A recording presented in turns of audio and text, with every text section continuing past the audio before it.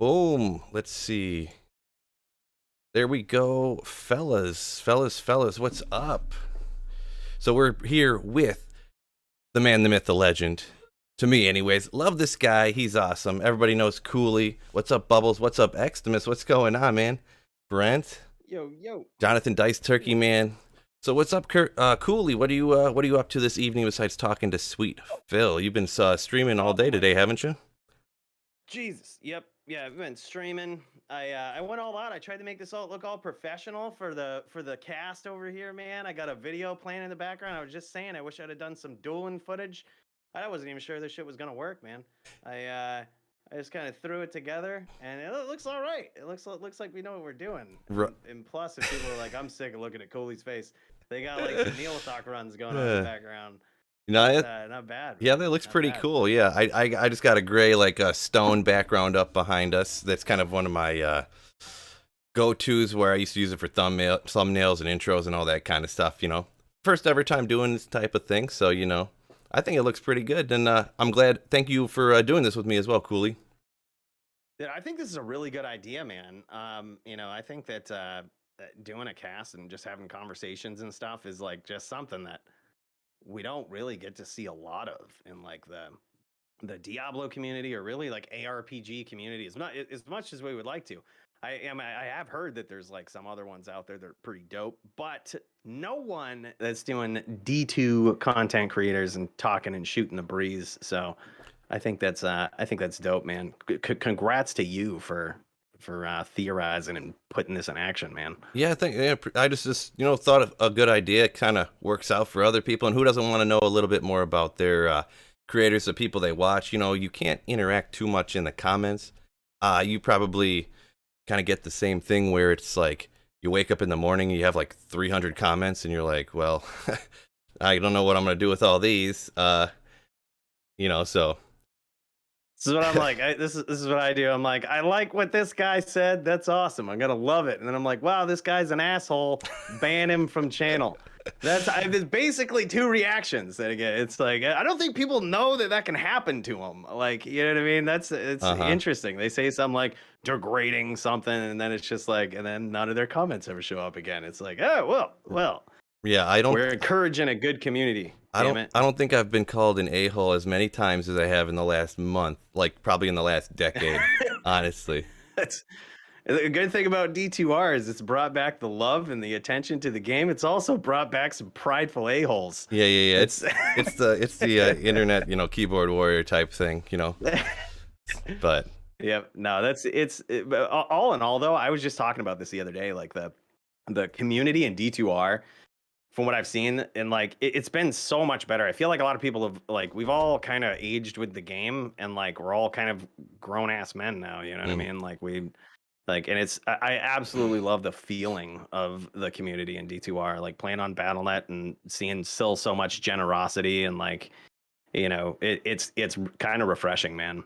Yeah, it is very true that it is kind of the few and far between. You kind of. I try not to dwell on the negative ones, but you are correct. Like with people, there was always a large aspect of it. People just willing to help out the other people, the newer people, or people that just struggling, can't find that one item they're looking for, type of stuff. So definitely not a bad community. It's just those ones just burrow into your brain when you get those negative comments. But I'm getting better at pushing them away.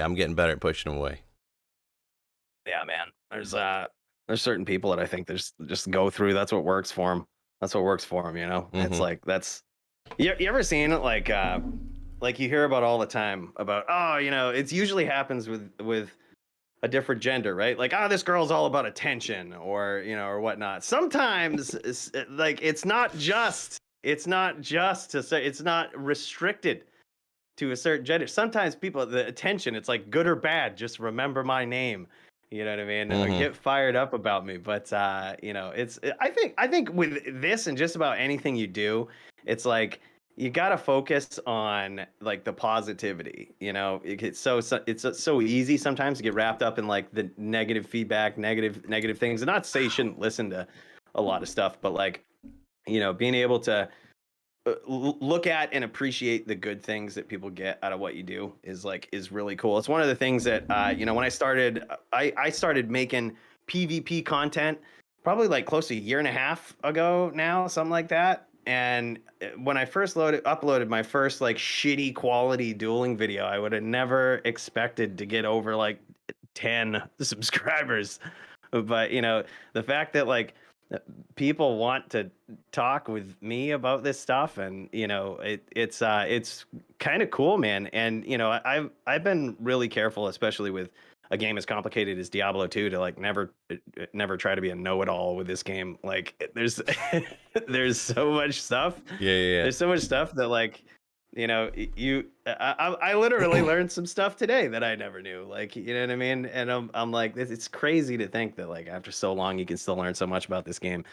Yeah, you But definitely. yeah, it's I was just gonna say, you go for it. definitely came in with your channel. You're probably the only person that's like coming in PvP style. Obviously, I was personally, I was definitely inspired by watching like Dobrunsky and DJ Waters and like Llama's stuff like that. Nexius, Extremis, who was just up in the chat, legend right there too. I was definitely inspired by their stuff, and I'm trying to, obviously branch out and not be the copier guy or whatever. But you were definitely right down. You were the only PvP guy there was, and that definitely. I don't even know necessarily. I don't think, and you can comment on this if it was a smart move, but it was just who you were, and that's why I think your channel. Obviously, you've been doing all right for yourself for sure. So it's definitely cool that you nailed that market, that whole side of the game, that aspect. Well, there were some other people before me too that were doing PvP. A lot of people would just Okay. upload, a lot of people would just upload duels and stuff. That was very common. It's something that it's difficult to upload like a meth runs video and not explain anything, right? Like, you know what I mean? It's a lot easier for people to upload dueling videos where they're just crushing it in public games, and like it's easy to kind of see what's going on, like no explanation needed. You know what I mean? Like, oh wow, this Barb is insane. There's also the Heroes of Tristram that used to, put together PvP builds. The problem I think with PvP, especially like in the early days, you got to figure. I mean, if you've been playing this since like the days of 1.10, even like we were friggin' teenagers probably. Like when that dropped, and you have like a whole bunch of pride that exists at that age, and it was a different time. Like it was a different time, I think. So I think there was a lot of people that when they got into PvP, especially the people like I was probably one of these people back then. Like you play single player or you play solo self-finding, and you develop habits in the game and you think you're good.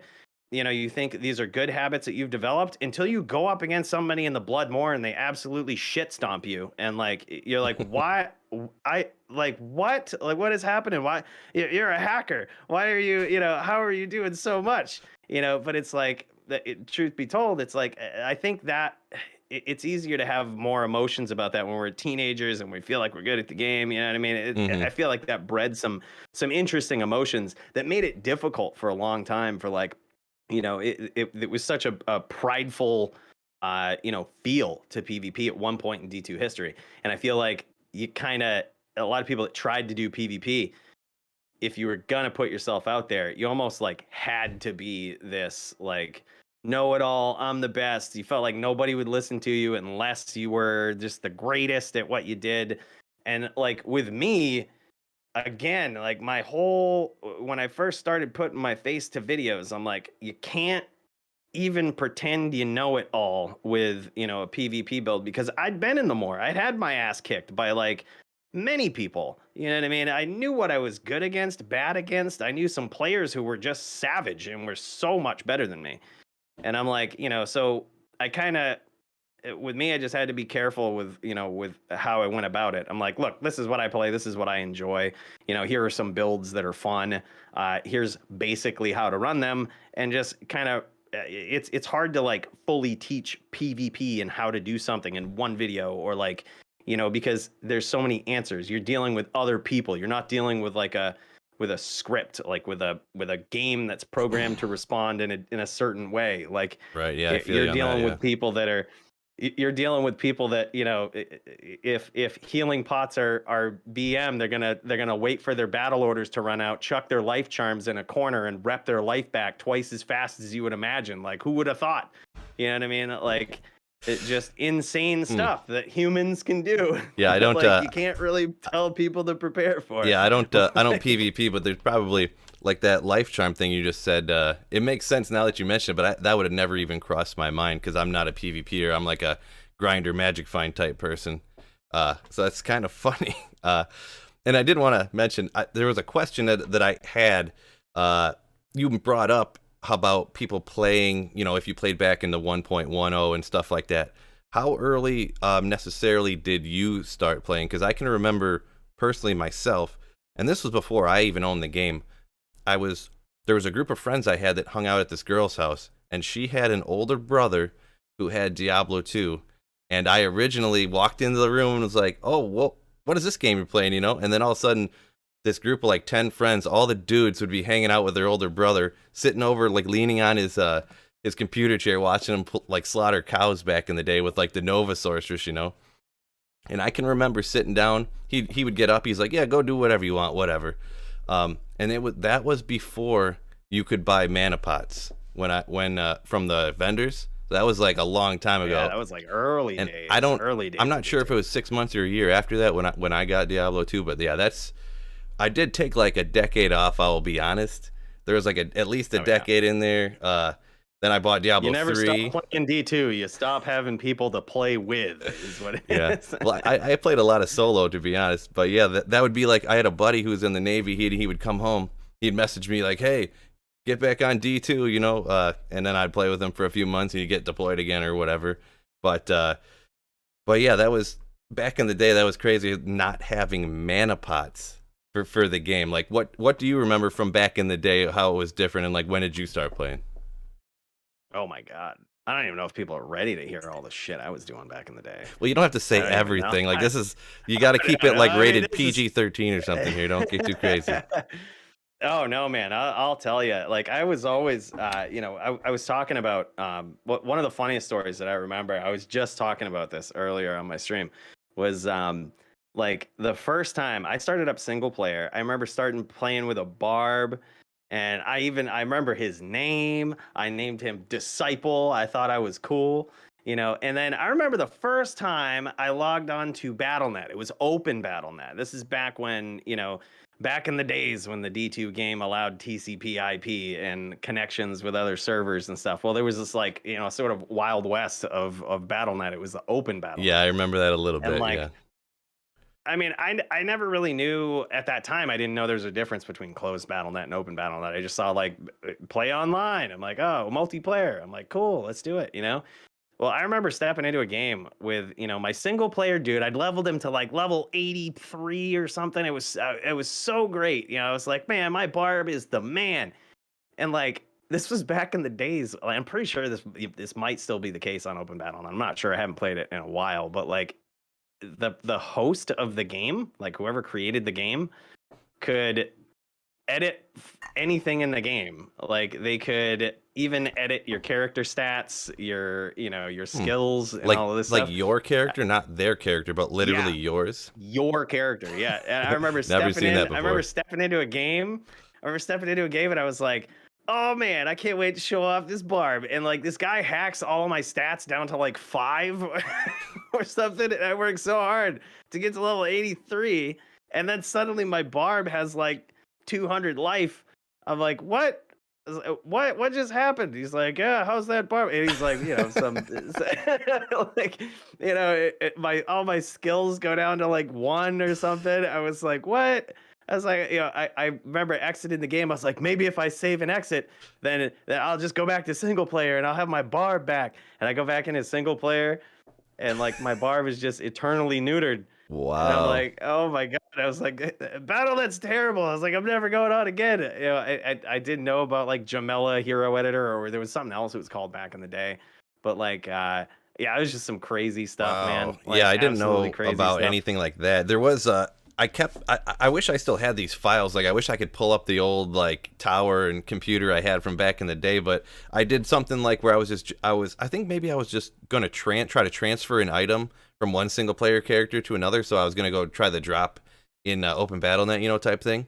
And I went into a game, and there was a guy just, oh hey, who is this guy joining our game? And I was just like, I'm just transferring things. He's like, oh, do you want this stuff? And he's throwing out, like a bow that had like 3,700% enhanced damage and like 1,300 increased attack speed on it and stuff like that, and I had just all these like hacked items on this one character, and it was kind of funny because I didn't know anything about it. I never dabbled in it after that either, but I just thought it was crazy to have all these random like 200% faster walk run belt and stuff like that I got from Open BattleNet. Guy, he's just throwing them out because obviously he probably knew how to just click one button and get them, but I was like, I was probably 13 or 14 at the time, I guess. I can't remember, but.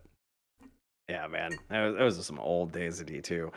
But I remember when I did figure out like what the real BattleNet was, you know what I mean? Like the closed BattleNet where, I was just blown away. I was like, wait, and my friend told me about it. He's like, yeah, man, you should play on, you should click on BattleNet and not, open multiplayer or whatever it is. And I was like, wait, so people can't like hack your stats and they can't come in with like hacked items with 200% faster run walk and all of this stuff? And he's like, well, I mean, this was also the Wild West days of BattleNet. So like, he's like, well, less often.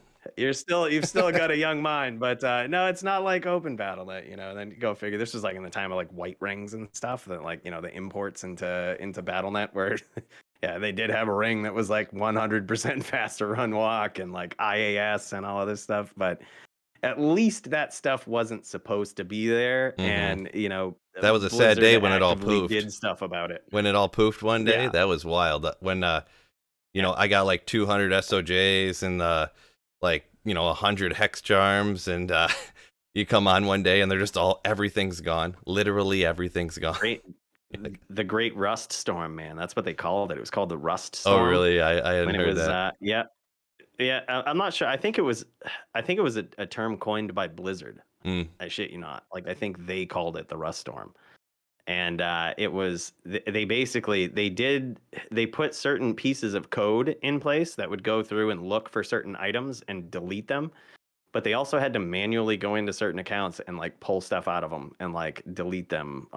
Like certain items were so bad that they jammed up people's accounts, so they would look at the stuck accounts and go in and like rip the bad items out of them, like and it was back in the day. They were kind of fair about it because like you don't really know how people got those items. It might not have been the person that created it, you know what I mean? They could have just picked it up on the ground or something. So they wouldn't but they had a good way of like finding out who was doing that stuff. All the stuff I had pretty good back I had just traded for everything.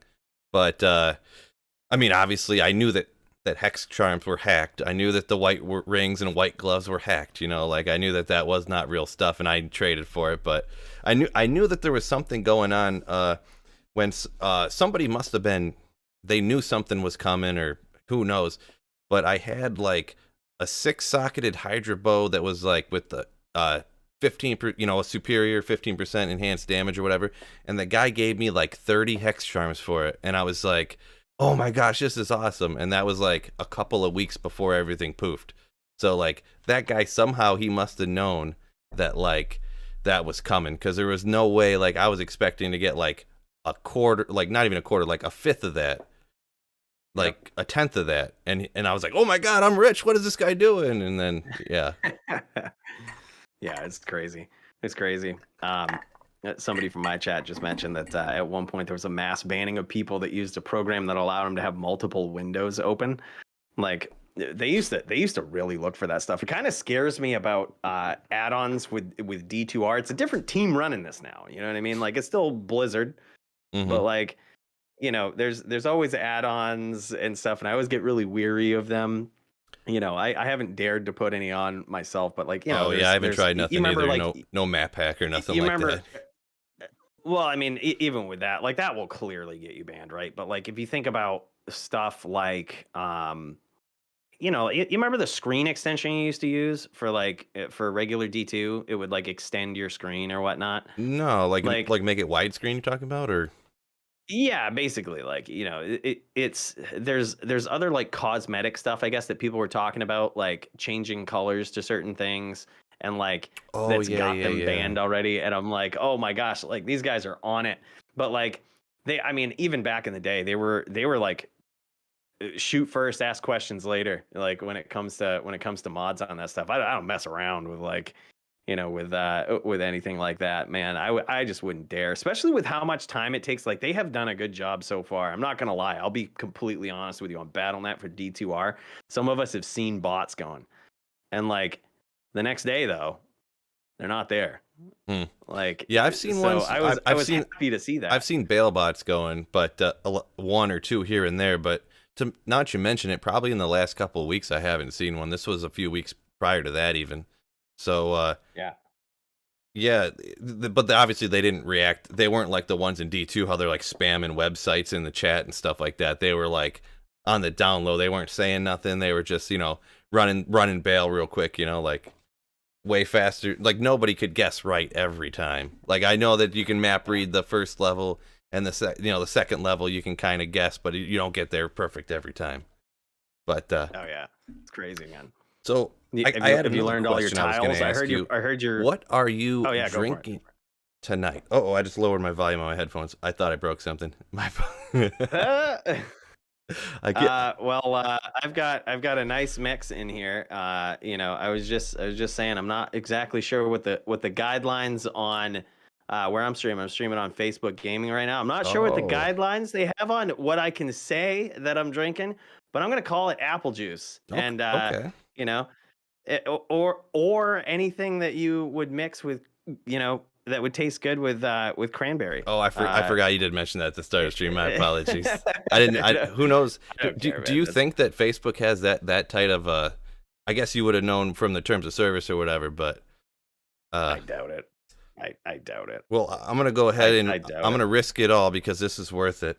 Not that it's that worth it, but I got a pre-mixed old fashioned. It's backwards, but I found a little half pint of a pre-mixed old fashioned.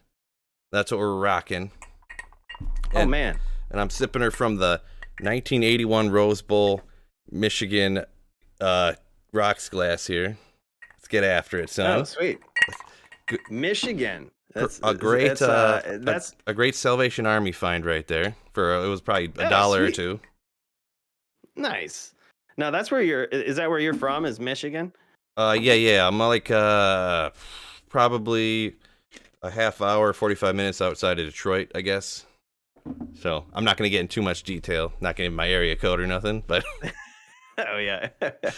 No man, I'm from up in the easternmost, northernmost state up in Maine, dude. We were just talking about the subtle differences between the Maine accent. I don't think I have a Maine accent on most words that I say, but like the subtle difference between the Maine accent and the Massachusetts accent.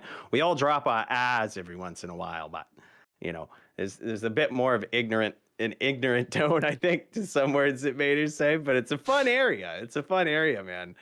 Huh. Fun. It's great. See, I've been told I got the Midwestern accent, but I can't put my finger on it. Obviously, other people can because they call me out for it. But what do you? Anyone in chat can throw it out there too. What do you think? What is the Midwestern accent? What do people from the Midwestern accent do? I got one for you. If you watch UFC or whatnot, you could just reiterate what Brock Lesnar said after he beat Frank Mir in match 2, and if it sounds like it, then then you got it. You got to say Frank Mir had a horseshoe up his ass. You got to say. All right, real life experiment going on real time here. Is it like a yell? He yelled it. I can't remember. I watched it, but a long time ago. He was like, "Oh man, he is all fired up." He's the type of guy who gets fired up over everything. He's right. Frank Mir had a horseshoe stuck up his ass, so I dug it out and I beat him over his head with it. I'd never laughed so hard after a UFC fight. I was about in tears. I actually now that seeing you do it, I remember it now. Like, I feel like his is even more Midwestern than mine is. Yeah, man, that guy is like straight Midwest. How do you say Minnesota? How do you say Minnesota? Minnesota? That was There it is. There no, it is. that's There it is. that's a joke. That's a joke. Come on. It just I don't know, just Minnesota. Minnesota. Almost like You don't it's a carry D the instead accent of a your T. people. Minnesota. Yeah, you don't. It's like the O with like the two dots over it or something. There's a different way of pronouncing this Suda. Like I just The get O it. with the two dots, like the You don't carry Scandinavian the version. accent of your people. Yeah. Nice. Yeah, man, that's crazy though. So yeah, like we got the Midwest. We got what server do you play on if you play on BattleNet? Is it like do you play on West or do you play on or well like if you were when you were jamming on like D2 LOD? Yeah, I always played on East, with the exception of back in the day when I started off, when I first started playing, because that my friend's brother or whatever, the guy that I know that's got me onto it, he played on West, and I didn't really know exactly why, but so I did back in the day, even though I'm technically like I'm Eastern time zone for time. So I always played on East now and recently, but back I used to play on West and the West too back in the day. I think, could be wrong here, they had more hacked items and better hacked items from what I remember. Weren't there some that were only on West that were like way better? Yeah. Like West had all the same stuff as East and a few more, didn't they? There were some things that were realm specific. There was like fused uniques that like whiz gloves existed in the West. Right. Yeah, I And remember like that. those Yeah. those things were insane, man. And then you had blood tree stump. What was it, like blood tree stump armor or something? That was I think that was East. But like the days of the fused uniques, like that was where like the different realms typically found different things, unless they were like imports. Like Oculus rings were like they existed on both realms because those were imports. Like but there was some weird stuff, but I think Whiz Spike gloves still exist on US West. Like hopefully those people aren't letting their accounts expire. Have you checked out D2 LOD since D2R dropped? I have not touched it. No, I have not. What's Oh up? my god, you should see it. Is it just Wild I had West to like log on the crazy? other day. I have some of the most ridiculous shit on my US East account, and like, I mean, hybrid items. I mean, you've probably seen them in some of the videos, like hybrid items, '08 items, bugged stuff, like that is just ancient at this point. Like, you know what I mean? They've been around for years. You know what I mean? And it's got like a piece of history. So I try to log on to like keep them active, and you know what I mean? It's weird to see some of like my level 99 duelers like with an expiration date on them. I'm like, oh my god, like I gotta but you go in and like look at the lobby and look in like the public games and stuff. I'm telling you, man, there was like 5 games up the other day, and I was like oh man, 5 total games. It made me think of a couple of things. I was like, they could go a few different routes with this, right? Like, if not many people are playing D2 LOD now that D2R is a thing, they could like shut the servers down, which would suck. You know what I mean? Like then we can kiss all of these like realm specific bugged items, '08s and all of this stuff goodbye forever. Which, love them or hate them, they're a piece of D2 history. I don't think we should do that. Like, but or they could like, and how crazy would this be? Make a server on D2R where they bring those guys over, and it's like a separate thing, LOD, like, you know what I mean? New graphics, but all your LOD characters from BattleNet. How crazy would it that would be wild. I would put that on the I would bet money that's not going to happen realm for that type of stuff.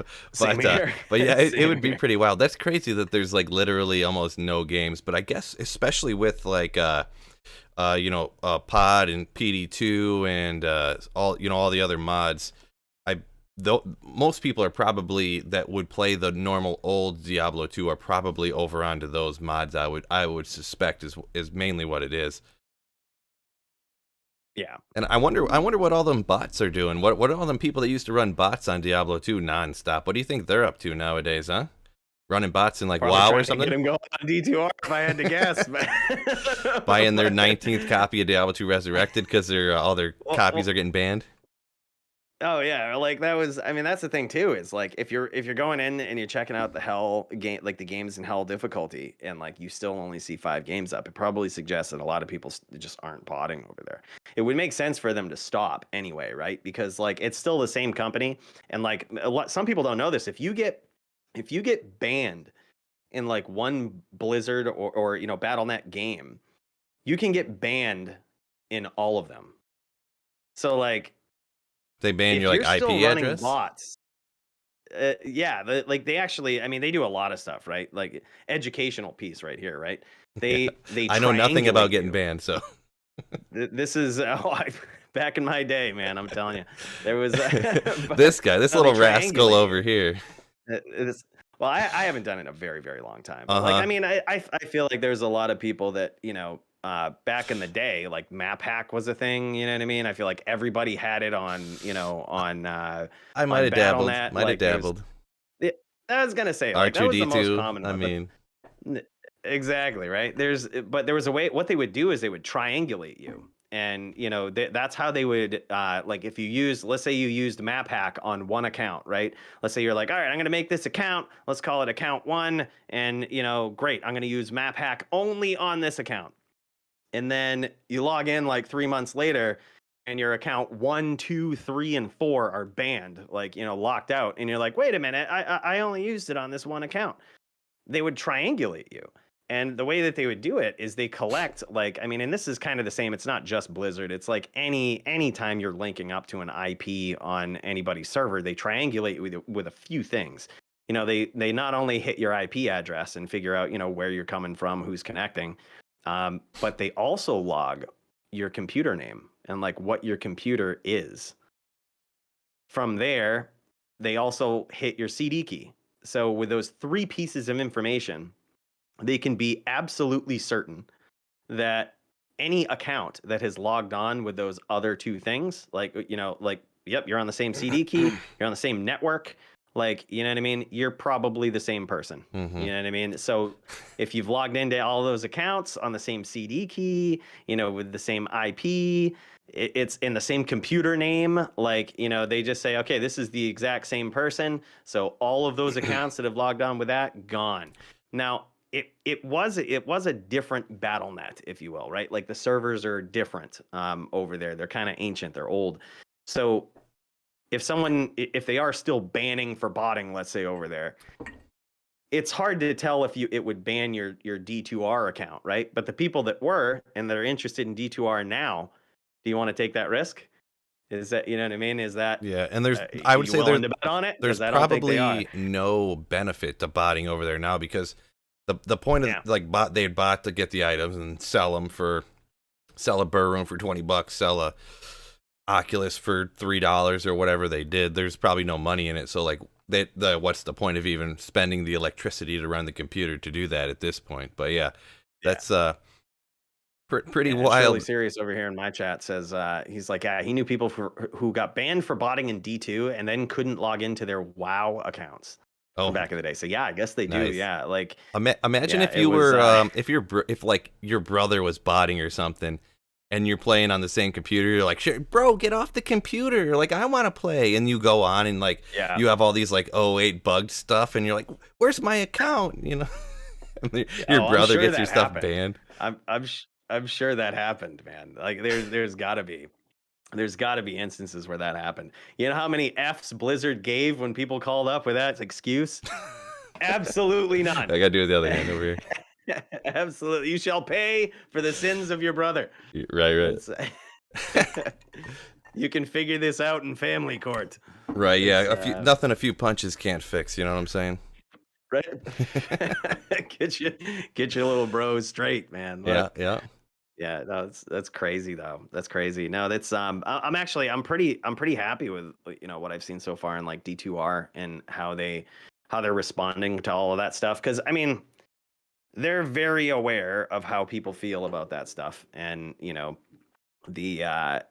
implications it can have on the game. But I'm pretty impressed so far with how they're handling it. Like, You Yeah, know, it's rather commendable. I'm pretty happy with most of the stuff on Diablo 2 Resurrected. Obviously, there was all the server issues at the beginning, and I don't really know what to think about it necessarily. I haven't been involved with too many like online multiplayer game launches, so I I don't know if everybody says that Blizzard is notoriously terrible for it, and I remember the Diablo 3 launch where the game came out and you literally could not play it for a full week. I don't know if you were ever involved in that. I hope not, and you probably don't want to touch Diablo 3, but I thought it was going to be good. I tried it.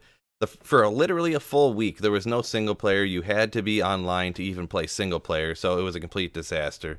But now that I guess the player base is probably toned down a little bit in Diablo 2 Resurrected, I haven't really had any problems with servers. I haven't had any. I don't even have a queue anymore. I'm sure that's how it is for everybody. I usually play a lot in the morning. I don't know about other people playing in the afternoon and stuff like that, but all in all, with Diablo 2 Resurrected, I've been pretty happy with it. What are your thoughts kind of on it? Oh, I used to get queued up all the time. You know, it's been a lot better lately though. Yeah, the It last used to couple be weeks. like when they first introduced that queue and they were like, oh yeah, we're gonna add this queue. It didn't. I mean, there was certain people that felt some type of way about it, but like you almost had to. It's like eating a baked potato, right? You might not be hungry right now, but you might as well put a baked potato in the oven in case you're hungry later. That was like what queuing up was in the morning for Diablo 2 Resurrected. It was like, I don't really want to play right now, but In 2 hours, I might. in the 2 hours it takes me to get into the game, you know, or onto BattleNet, maybe I will in a couple of hours. So it was like, yeah, whatever. Like, wake up, like, scratch your ass, hit log in, and it's like, all right, your position in queue is 612. You're like, great, I got some time for coffee, morning exercise, all this stuff. You know, it's like, Yes. See, I would it's actually kind just, of do almost the opposite of that. Not the opposite, but like I actually play usually early in the morning. Like if I'm not playing and I'm streaming, I'll get on at like 6 or 6:30 or 7 o'clock in the morning usually because I get up, wife's not up, kids aren't up. I get up, roll down to the basement, start clicking some buttons. I would usually before I'd go to bed, I would go down to my computer and open Diablo 2 Resurrected, and then I would go to bed. And I'd wake up in the morning and yeah. like half the time I'd be like, oh no, it crashed or I got kicked or something. Or I'd come down and I'd shake the mouse and the screen would wake up and I'm like, yes, yes, yes, yes, yes, yes. Yep. We're still there. We're still there. Now, I used to do that in LOD, believe it or not. Like I would, I mean, the D2R is a lot more taxing on your computer, so I don't really, I don't really do it now. But like, I used to leave D2 LOD games up all night, like leave a character in a hell game. And OG BattleNet players might know why I did that, and it's just because in the random chance that D clone spawns and they pop that server overnight, you just have a hell game up. Like, I used to do it all the time, like especially like early college years. Like that would be like my nightlight was D2 running. Like, you know what I mean? It's like, yep, all right, D clone's a thing, so why not? It was a couple of times you wake up and it's like Diablo walks the earth. You're like, shit, man, I got an Annie while I was sleeping. But and other times your game crashes or something. Like Right. you had to do something specific back then though, man. You had to like lock your character up in like a walking animation that shook the screen. It was so weird. Do you know what I'm talking about? Like, No, I never did that. No, the only time I ever left it open to get an Annie was like single player pluggy when it just had the counter, and I was like, man, I finally have the right character to actually kill. I can't do it on my budget sorceress that I had, but I got this budget paladin. yep, So I just leave it overnight, wake up in the morning like, oh, declone spawn now, okay. yep. That's exactly how it was, man. Like that was all of my early college career in overnight. It was I was a loser in college apparently, just having multiple D2 clients up hunting declone while I slept. Wake up, go to class. Like sometimes you'd have, this is like the demoralizing part too, is right. Sometimes you'd have the SOJ messages and you're like, well, they're doing something. Right, Gotta yeah, leave yeah. it up. Like I could be writing this report right now, but Rep- declone could also spawn, and you got to prioritize things in life. Yeah, I mean, what got you I've, far? What, I've what got waited you this farther? long. Like, Yep, exactly, man. That was fun. Have you had the pleasure of fighting declone on D2R yet? I have not. I haven't even done. Actually, I haven't even farmed torches yet or anything on Diablo 2 Resurrected. To be honest, like, even though, and I don't know if you picked this up from our brief conversation before, things I posted before. I had quit my job, so I'm kind of doing this like part-time content creator, part-time like stay-at-home dad. Pretty wicked, I'll be Nice. honest. But Nice, man. between making videos and then doing the gameplay and stuff and editing and all that stuff, making videos, picking kids up from school, taking, daughter to dance class and blah, blah, blah, I haven't really had time to do as much playing as a lot of people probably think I would, being a Diablo 2 creator or whatever. But I mean, the struggle's real. Living the life of a stay-at-home dad is a real life. I scrubbed that bathtub today and the walls and the shower. Like after I did the video today. And then I actually did that magic eraser, I did two videos on the second channel, and then I did one video on the main channel. Scrubbed the shower, dropped the daughter off at school, picked her up. Like, it's a busy life. Yeah, Jesus, man. But, Congrats on balance and all that. That's tough, man. Well, that's really it's pretty tough to balance all the that. second channel, I'll just plug real quick, no big deal, everybody. But so they're just super quick, like 1 minute, 2 minute videos on like video editing for DaVinci Resolve, the video editor I use. So just like, boom, Nice. here's how you do this, boom, boom, boop, boop. There you go. Like no fluff, no nothing like that. Just straight to the point type stuff. Shirley Serious says, Coooley, where's your second channel? God damn it, I barely got enough time for one. Yeah. Well, I have 51 subscribers, so let's go, baby. Ooh. Nice. It's just kind of a side Good thing. Like stuff. originally, I was posting like NBA Top Shot pack openings and like what else did I put? I don't know, just a couple other goofy videos or whatever. But see, I used to not so much anymore. I canceled my cable. I was a cord cutter, but I used to be like huge into basketball. It was almost a thing to where I was only into basketball because everybody I knew didn't like basketball. So it was kind of like, oh yeah, the Pistons are Had to my be team. different. Let's go. And you got to see, check this out. This one over here, the back-to-back champs. Can I get Oh shit. with a 89.90? Another Salvation Army find right there. Let's go. That's where it's at, man. I actually got two of these. I bought one like 10 years ago, and then like 3 or 4 years after I bought it, I went to another Salvation Army, found the same shirt again, and I was like, well, if anything happens to the other one, I got a backup. Let's go. Let's go. All right, and plus you want to scoop it up so that nobody else is wearing the same damn shirt. Like, right. You can't be having none of that. I mean, no. Now that you mention it, I used to jam on another channel with a buddy of mine. We used to talk about Magic the Gathering cards. right, yep. That's a big hobby of mine too. It's not just a card game anymore. Like there's fucking Magic Arena that people play, and like there was Magic Online and stuff. But we used to jam about that.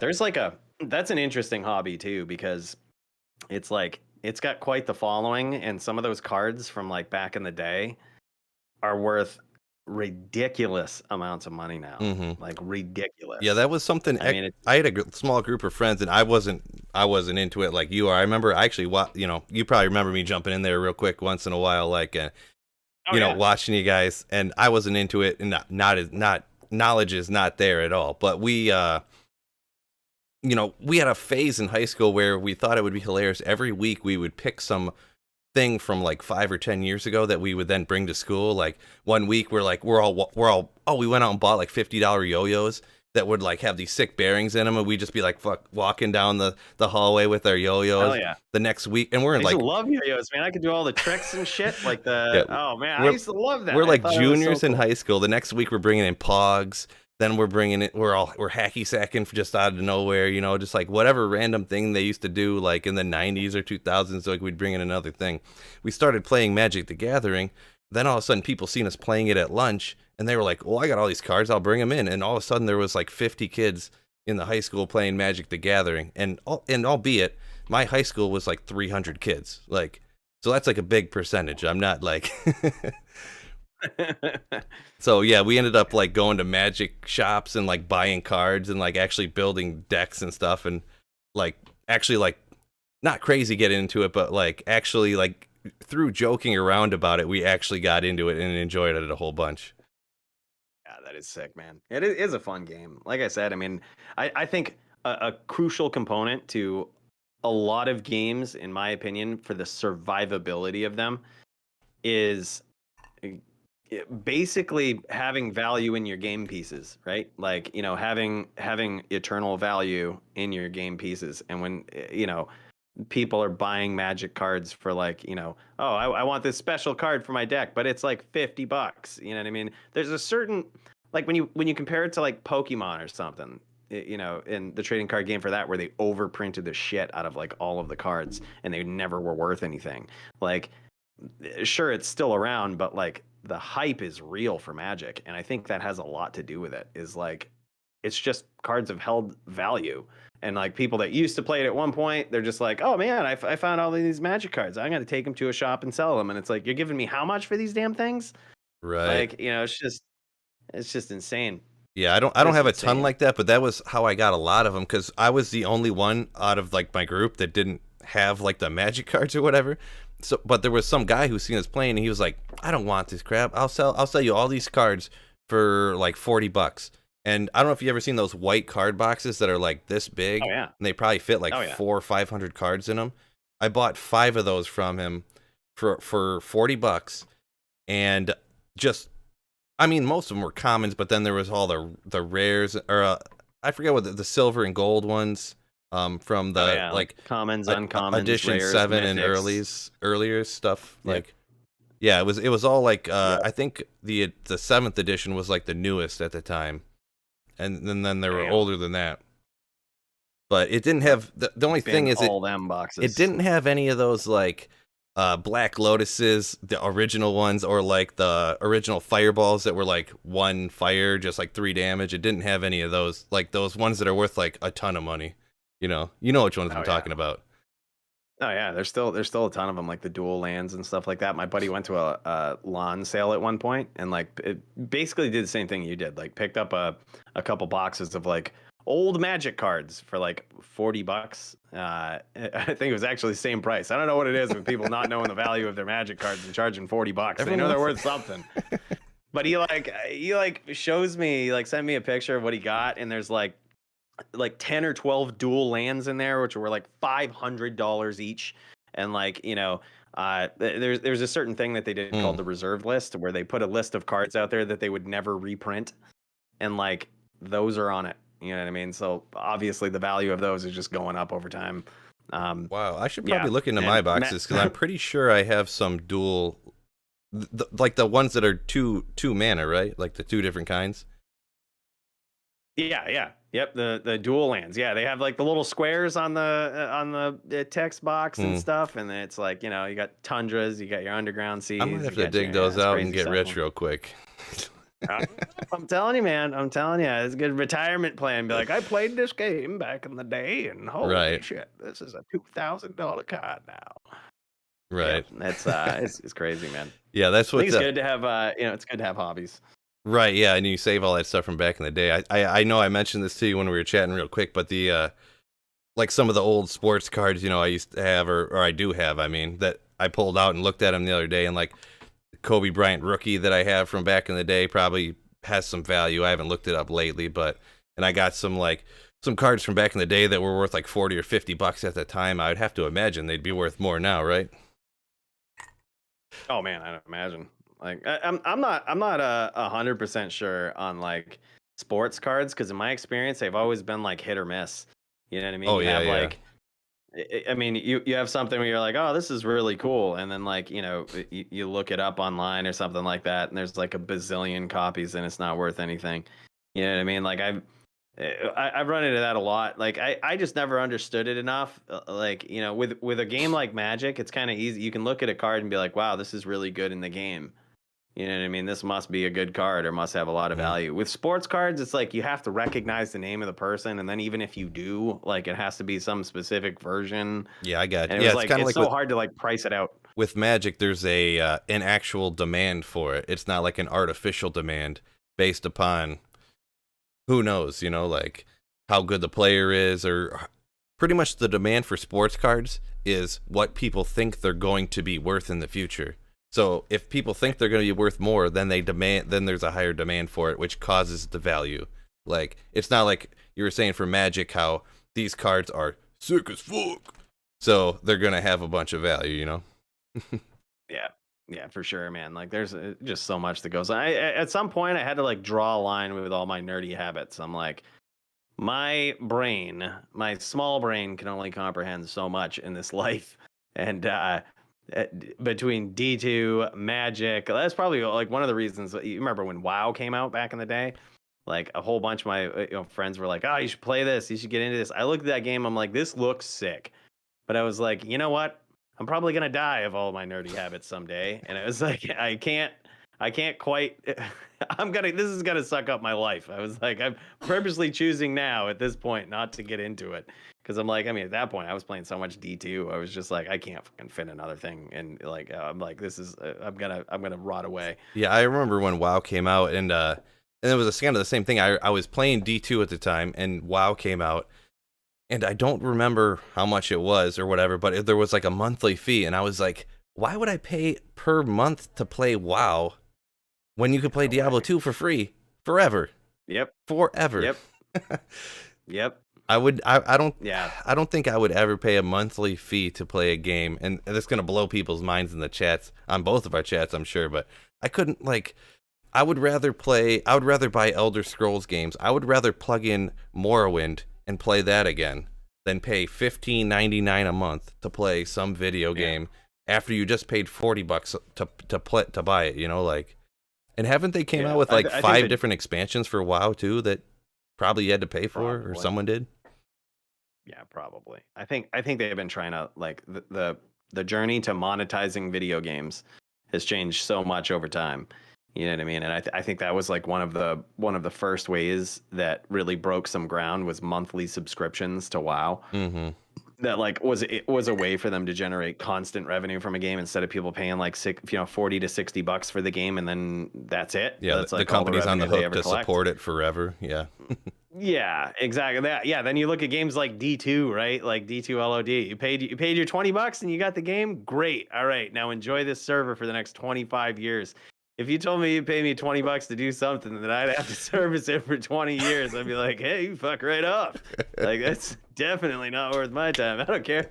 I mean, that's hilarious. Granted, I know they made more than $20 from that whole thing, but it's like, yeah, I paid $40 for my battle chest. All right, so that's right. You get the D1, D2, and D2 LOD experience. Yeah, man. Oh yeah, it's crazy. And I actually still got. Do I still got it up here? Actually, where is it at? I'm pulling back this. Don't look, Wizard of Oz. Don't look, guys. Don't look, guys. I got my original. Got my original right up here. Ooh, from the battle chest. Cover it up. Cover up that CD key. Yeah, don't want no one jacking that CD key, botting with that thing, getting you banned from D2R just for a podcast. That would suck. That's exactly what I was doing. Yeah, and I kind of wish, I don't know, when I bought the house that I'm living in now, like 5 years ago, I was like looking through all my stuff, like, and my wife would tell you if you ever talk to her, don't ever talk to her. But no, I'm just kidding. But I love throwing things away. All right. I don't like clutter. I don't like things laying around. But anyways, so I had my original battle chest. It was like smushed and crushed. I threw away the box, and I was looking at the strategy guide, and it is so comical. It's like don't use blessed hammers because you have to be really close to the monster to use them. You know. Then this is the strategy guide from like 2002 or whatever, and I was like, and I threw it away because I was like, where am I going to put this? Like, I'm running out of room. I kind of wish I would have kept it all now, but kind of advice, I don't blame you. You know, that's with that kind of advice, might as well chuck that right in the trash. Yeah, there was all kinds of wacky advice. You know, like, the sorceress, you want to put a bunch of points into mana, you know, because you need it. And I was like, oh boy, like, I mean, I guess certain instances, that still has some merit, but I mean, probably not in the ways that they were anticipating. You know what I mean? Right? Yeah, I'm a very strict all points into vitality type of guy. You know, obviously unless you're doing like the energy shield, you know, reduced magic damage reduced and all that good stuff. But yeah, I think there's a lot of value too, in like in Diablo of going max block. I think it's very underrated.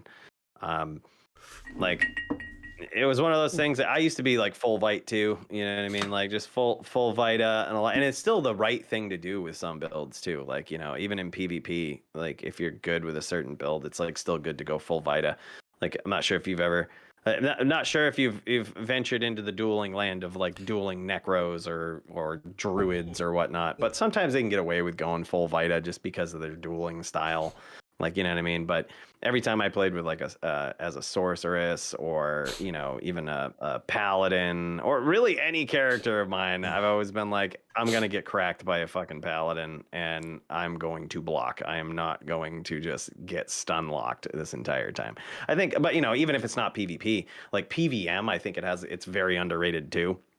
Like, you know, especially with characters where you're telly stomping like a pack of monsters. If you're going through and you're like, you know, doing the grind to 99, let's say, like you're probably going through and head hunting in chaos. You know what I mean? Like you're killing the boss packs. You know, and with builds like a hammered in or even a poison necro, like you know, you have to kind of get obnoxiously close sometimes to monsters, and in a very crowded place like chaos, I think it's underrated, you know, to have max block in those instances because that's where you're going to get cracked. Like the spells in chaos are like, you know, they'll do some damage to you. The venom lords can like burn you down with fire and stuff, but like equally as important as that 75 resist is 75% block because you know I'm not sure if you've ever tried to telly stomp Desace with like a hammerden or whatnot, but even if you have max block, that shit can hurt I've done it, and sometimes. Like I've died instantly from it. Yeah, yeah. The only time I yeah, ever like do max block usually is with the Hammerden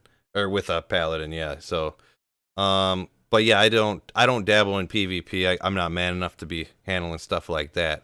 But I don't know why well people. even with the firewall sorceress build that I had, or you know early on in D2R, I went max block because like many other people, I realized how insanely powerful Firewall was, like, you know, right out the gate. And one of the things that you have to be careful with, or you have to monitor a bit with Firewall, is like you have to you have to make sure that your target doesn't move much, right? So like when you're going up against bosses, which is what Firewall's insane for killing, like they love to move around. Like Mephisto, I mean, you might notice it when you're trying to moat trick him and stuff like that. Like he moves around a lot. Like, you know, he's always moving. But what stops these bosses from moving is when you telly stomp them and you get like really close and they're like, "Oh, okay, he's right here. Let's hit him." Well, a max block build is great for that. Like, so I was rocking a max block sorceress, you know, just because that was the strategy. Like, you know what I mean? I'm going to stomp this boss and be obnoxiously close, and like I'm gonna block 75% of the things that he throws my way. It's like, you know, it's I think there's a lot of game theory you could do with that too. You know, Yeah, because although you get a lot more life dumping everything into vitality, it's like okay, but by dumping more into dexterity, how many hits do you just never take that you would have otherwise taken? right. You know what Yeah, I mean? and So with it's like, especially with at what sorceress, point, it's you like know? what, for every 1 point into vitality, you only get 2 points of life. The way that works, and obviously with other Yeah, characters, you get more base life life. Yeah. or whatever. So, Yep. yeah, if you don't have a CTA yet, especially, to boost it up more, it would be. I could see how you could read that as being more beneficial to go max block instead of max vitality, especially if you're doing that. Usually, I handle where if you're going after Mephisto or Andariel with a sorceress, I'll telestomp just so my mercenary will eat the blows and I'll back up and then cast away. That's how I Yep. telestomp, run away in fear, and then cast. Yeah.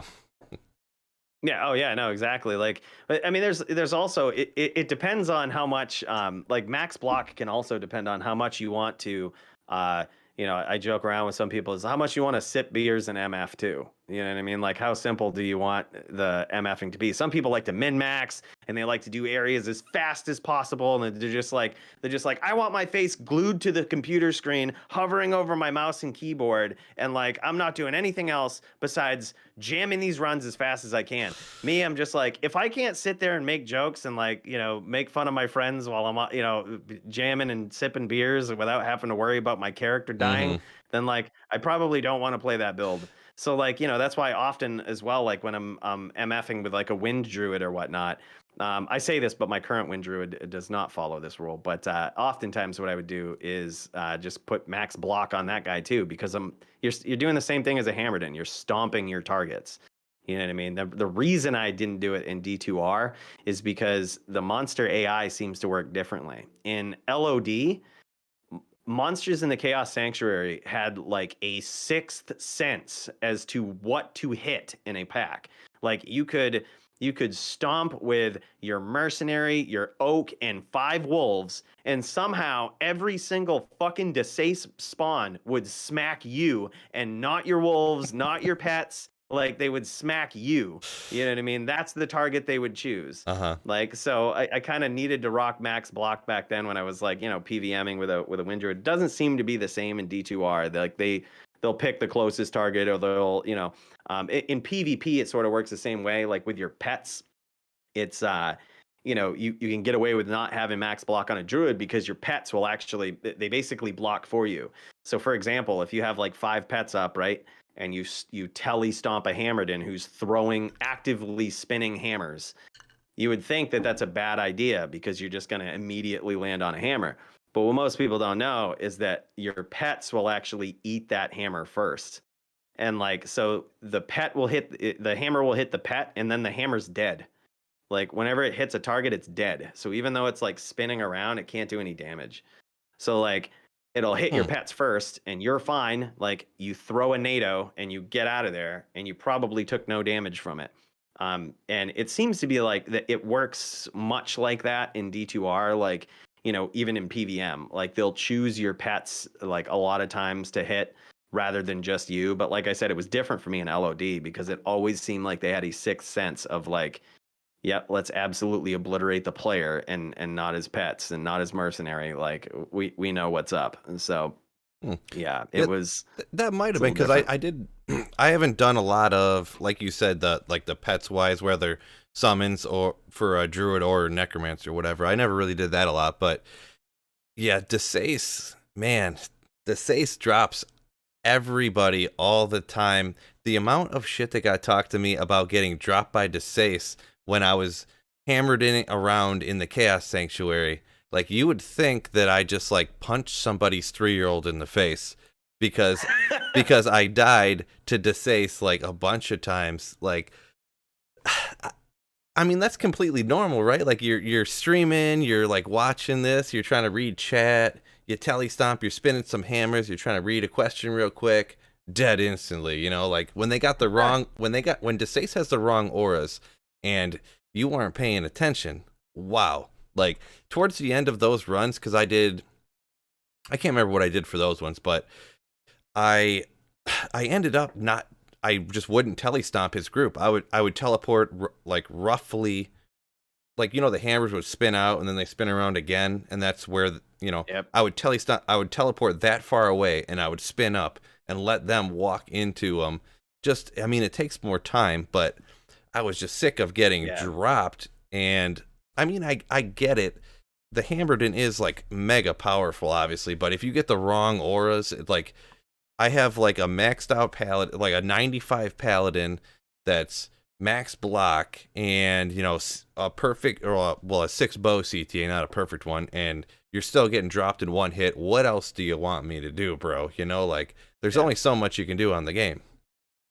I'm telling you, man, like I used to, back before I was like real heavy into PvP and like learning a lot more about it, I used to build characters that were harder and not smarter. You know what I mean? Like it was like I would just build them to try to be tanks and stuff. Like, I've got this fade now. You can't take me on. Like, you're not gonna one shot me now because I've pre-buffed with fade and all of this shit. But like, I swear, there's a certain skill set you develop doing PvP that just like makes you like completely disrespect the PVM AI. Like, you know what I mean? It's like, for example, now from all the times I have of dueling my friends on Discord and the people that I've met along the way, I just have this like, it's like a second nature. You always want to make them think you're doing something else. and then surprise him with something. So like that's how I go up against Desace now with the Hammerden. I'll sit there and like you spawn Desace, and then I'll sit there like so Desace is like, you know, up here with his pack, right? And then I'll teleport down here and I'll keep teleporting down here, just like keep teleporting in the same area. And all of his dudes will come over. And the second that they give me just enough space, I stomp Desace and like without that fanaticism aura, all of his minions are just neutered. Like they don't do anything. So like one or two hammers, Desace is down. He doesn't have his minions to stop my hammers. Like, and then it takes like an extra second and a half. But again, like I don't really jam through for like, you know, let's do them as fast as I can. I'm like, let's take a second and a half and not get slapped by Desace. Like, you know what I mean? And then that's it. At that point, like after the aura's down, the minions are just nothing. Like they don't do anything to you. So Yeah, right. I'm like, yep, come on over. I'm just gonna disrespectfully cast battle orders while you guys are around me. No problem. You ain't got your fanaticism aura now. I'm fine. On to the next headhunt. Like yeah, and a lot of times think, not taking like, that death when you're like magic finding or whatever, even though you're spending an extra second or two, or like doing like how you said, just teleporting the same spot to lure them over, or like I said, just spinning up like back a little further and taking some of them out, and then you'll actually save yourself time, not wasting half of a run, another load time, you know, and all that stuff. If you really sometimes if you really try to go too fast, especially with the way that I am doing things on stream and stuff, because I don't know, maybe it's just the high school I went to, but when you're trying to read chat and play the game, you know, high school I went to. That's did they not teach you to read? That's just a joke. That's just a joke. But you're trying to read, you're trying to do the chat, you're just teleporting randomly through the Chaos Sanctuary or something, and you know, I was doing a lot. I was doing my Magic Find Barb the other day, just teleporting as fast as you can, like kind of half looking to see if there's a champion over there, and then you just stomp in the wrong spot, not paying attention, boom, dropped. You know, it happens. It happens. There's a different, it's a whole different thing, man. To be completely honest, I know how you feel. Like when you're reading, when you have like multiple things, like when you're reading chat, I mean, I do this all the time, and I feel like an absolute dumbass. I mean, it is because I am actually an absolute dumbass. But high like, five to that one. It's like that's right, man. But like, so I'm going through, and I'll like, you know, I'm the worst multitasker ever. So I'll like try to read someone's comment, and I'll like half read it. And then I'll try to respond to what I half fucking read. And then I'm like, all right, let's get it. And then it ends up not at all being what the person said. Like, you know what I mean? So, you know, I'll read like, oh, it's diadems. Yeah, man, the best diadems. Griffins, so good. My chat can vouch for that one. Dude, you missed a fucking diadem. Like, you know what I mean? Like, you missed a unique diadem like 2 games ago, you dumbass. Oh, yeah. Yeah, I meant to do that. Like, yeah, you know what we probably need is if you get a helm with % faster brain rate, that'll actually help us out with. I can't claim credit for that. Man show from my chat said that one. % faster brain rate. Good. That's exactly what we need. The more brain cells, 30% more brain cell regeneration per minute. That's what we need. Yeah, that's exactly what it is. Yeah, probably what would help is more whiskey, probably. Yeah. Yeah, that's always. Did you know that in archery competitions, whiskey or any alcohol was considered a performance-enhancing drug? Well, I guess down to a point, like it would just ease your tensions, right? So you'd be smoother. Yeah, that was exactly what it was. Like that was exactly what it was. It was like it calmed your nerves, and like if your nerves were like shaky and stuff, like and you were like trying to aim. You would, you know, if you were nervous or something, boom, like kiss that shot goodbye. I wonder how much it actually pays off in like gaming. I've always wondered that, because some of the things that people do, like especially in very competitive games, like you see all those like esports events where people are like on stage with computers and shit playing each other. I often wonder, like, is alcohol a performance enhancing drug there as well? Like, because that's got to be nerve wracking. You know what I mean? If you think about it, like people going from like playing in their fucking basement to like playing on a stage in front of thousands of people, and like still having to not have like shaky hands with the fine motor skills that you need for a mouse and like, knowing where your keys are. There's a name for a sense of that. Like your body has a sense of where your limbs are, and like without seeing them, Yeah, like like spatial all of that stuff perception. is very nervous system. Yeah, like the nervous system is like responsible for all of that. And I'm just like, look, man, I'm gonna use that to justify, just sipping away on certain things on the stream when I'm dueling against the best in the world. We'll just call it See, that. Just the performance only things I enhancing. can compare that to would be like I can remember like putting back beers and like playing Call of Duty back in the day. You know, not the same as being on stage in an arena or anything. Or maybe a little more a contemporary example would be like I don't know if you're a golfer or anything. I golf in the summer. I try to golf not as often as I would like, but there's always that place where you have a beer, you have 2 beers, you have 3 beers, and you start golfing real good. Then all of a sudden you get to a point where, whew, boy, your golfing goes downhill in a hurry. In a hurry. All of a sudden My you're boy Max was just off in saying the woods. that. Yep, Max was just saying that on this end. He's just like, yeah, my brother used to do that stuff. His game would get real good, and then it would go the other way real quick. That's Yeah. yeah. Around hole There's 5 or just like a 6, you start peak. getting good. You drink a beer on the first hole, then your boys want a shotgun one, and then you're like feeling great. And then all of a But sudden really, you hit the turn, you do a you're playing shot, golf. and then it's off the rails, off the rails. See, I thought that was playing golf. It's really about the drinking and chilling with the friends, and whatever you hit, you hit. That's what I thought golf was. You just smack a ball while drinking Oh, beers, for sure, yeah. But and then you have to like talk crap to each other too. Like make fun of each other. Like your friend slices one into the woods, you talk crap to him, even though the last hole you just sliced yours into the woods. Like, you gotta pretend you didn't do it. You just gotta act as if. they're not Like, gonna damn, dude, remember. good, They're good. drunk. Exactly. It's like dueling when you beat somebody. It's like dueling in D2, and you guys, there's no feeling like when someone whoops your ass for hours in a row, you get one kill on them, and you're like, wow, man, that's you're terrible. AFK 6 hours. That's Right. that's So you it's can go home happy a as better feeling. long as you birdie 18. It doesn't matter how many triple bogeys you got. Triple bogey on 7, 11, 13, 14, 15. You birdie 18, you're golden for the rest of the day. It's science. It's science. It is exactly science. Speaking of science, dude, I was streaming this morning, and like, dude, more on this as it develops. I don't want to like I want to get people hyped about this more than anything, but more on I'm this hype as it already. develops. Oh boy. Dude, I don't know where you could be I going don't with want to this. say too I don't want to say too much about it, because like I don't want to go into the fine details, because it's kind of ridiculous, but it's super simple to do. And I feel like when we figure out exactly how it works, I'm gonna let people know. But we did Okay. all of this stuff. We did all of this stuff for science today, and we're still learning stuff about it because it's not consistent. Is this like But D2R like, stuff you're talking about? yeah, D2R stuff, man. So we were like, I had this. I tell you a little bit about it. Like, I had this superstition that I developed, right? Because my rune word rolling luck in D2R has been outrageously good.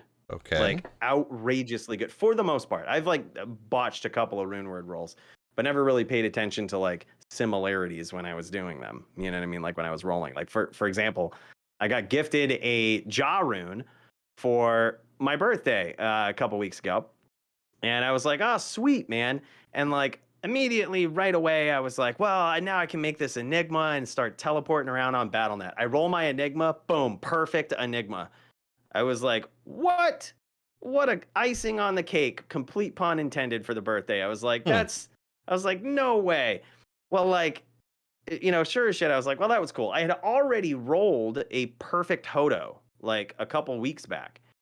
And like, so I said I had this superstitious thing that I was doing. And I was like, okay, so somebody asked me on stream the other day, they're like, hey, I just got the runes for an Enigma. Would you roll it for me? And granted, I thought my luck had been running out because I didn't do my superstitious thing a couple of times, and I I think rolled I like know a where you're going with +1 this. CTA, and like, so I was like, all right, man, yeah, I'll do it, and I'll do my superstitious thing. We'll give you give me the runes, we'll do it. So I did my superstitious thing. I joined the game. He gives me the stuff.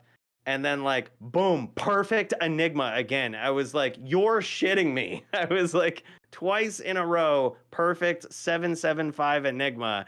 I was like, wow, well, enjoy that. I made some jokes in my Discord. I was like, now rolling perfect rune words for, a fee. Right, yeah. Just let me know, full money back guarantee. I've got nothing to lose. I was like, I'm just joking around I with was gonna people. say, yeah, if you knock But this out, I'm sensing like a 250,000 view video, like easy peasy right here. dude, I'm telling you. So like I had passively mentioned it when I started Say, streaming don't this don't morning. mention I too was much like, because you'll yeah, man. ruin your future video here. Oh yeah, exactly. I was like, I had passively mentioned it, and people were like, oh, you should try it. And I was like, I don't know, man. I'm jamming some chaos runs, and I was like, no, fuck it, let's roll some rune words. So like, had people join it in on Discord and like talking about it and stuff. And I was like, yeah, this is what I do. Like, blah, blah, blah. This is my superstition. And then I was like, oh, let's just test it out with an insight. Boom. Like, perfect 17 med, like 1% off from perfect enhanced damage. I was like, all right, well, I was like, there might be something to this. And I shit you not, we had a few people join up on the Discord, and like, we put this theory to the test. This morning, we rolled 4 + 6 CTAs, 8 35% spirits, so many other rune words that were just ridiculous. But the thing is, there was a couple in there where we like followed the procedure and we followed the superstition. There was like a couple of rolls that were like anti-perfect, that were just like absolute terrible. And I was like, okay, so I can't really say anything about it if like sometimes it does this. You know what I mean? It was super weird, but I was like losing my shit this morning. I was like, no friggin' way. My buddy was like rolling, he was like, all right, man, I'm gonna try it with this spirit. Boom, 35%. He's like, no friggin' way, dude. And like, so we tried it again. He's like, yeah, let's just do it with another one. Boom, 35%. Next one, 35%. I was like, oh my God, man. Like, there's some merit to this. But so I was happy because I was like, wow, man, this could be pretty insane. But That's pretty wild. at the same time, I was like, well, I thought I was a lucky person, and now I'm just average again. It was crazy, man. But yeah, more on this as it develops. More testing is needed for scientific purposes. Yeah. Right? I won't press you too much on that because that sounds like a sick scoop. I will. I will say this: when I made my spirit sword, anti-perfect roll. So that's pretty much science right there. Don't give it to Sweet Phil. Like everybody in my chat, they're saying they're coming to you. You're about to get blown up in your Discord about rolling rune words for everybody. Yeah, just a small fee. That's all I charge. Just small fee. Just two jaw runes. Really good with enigmas. He'll roll an enigma for you. Give him 2 jaw runes and the jaw and the burr and the armor, and he'll make your enigma for you. Complete refund if it doesn't work. I'll give you back all the premium. You'll still keep the non-perfect roll. It's fine. No, you don't owe me nothing. I'll give it all back. Just small. Just give me what you think. Just a little tip. Here and there. Nice. Yeah, it's crazy, man. I can't wait to test it out more. It's like, it's one of those things. I'm like, no friggin' way. I was like losing my shit this morning. Yeah, that's pretty cool. Probably be a clip of it I've heard on my Facebook clips. And I know it's probably some sort of what am I trying to say? Like, you noticed the pattern or whatever that you had gotten that. I had seen Macro. He said he had found a pattern.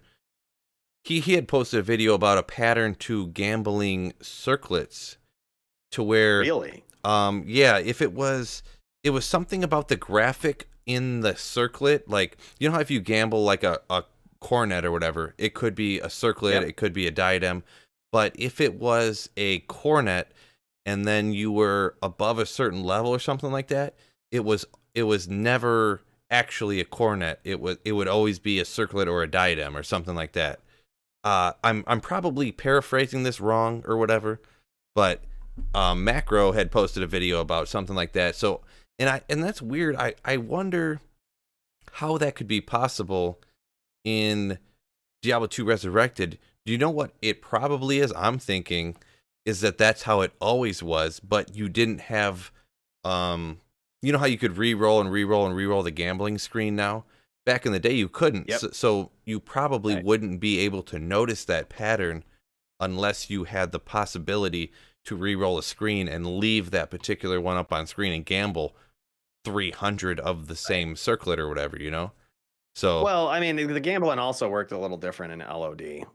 You know, and I hate to burst anyone's bubble because I know like there's so many people that talk about this and truly believe that the same engine is running in the background and they're just like, oh, it's still the same game. I can promise you it is not. It is a complete remake of this game. And there are certain things that don't work the same, you know, and that it's not the same engine that's running this. Like, and gambling is a perfect example, right? Like, so if you were gambling on circlets in LOD, you were always getting that, like you could always get an upgraded circle. You could get that, but the class wouldn't switch on you like it does with coronets or whatnot. It wouldn't switch to a circlet.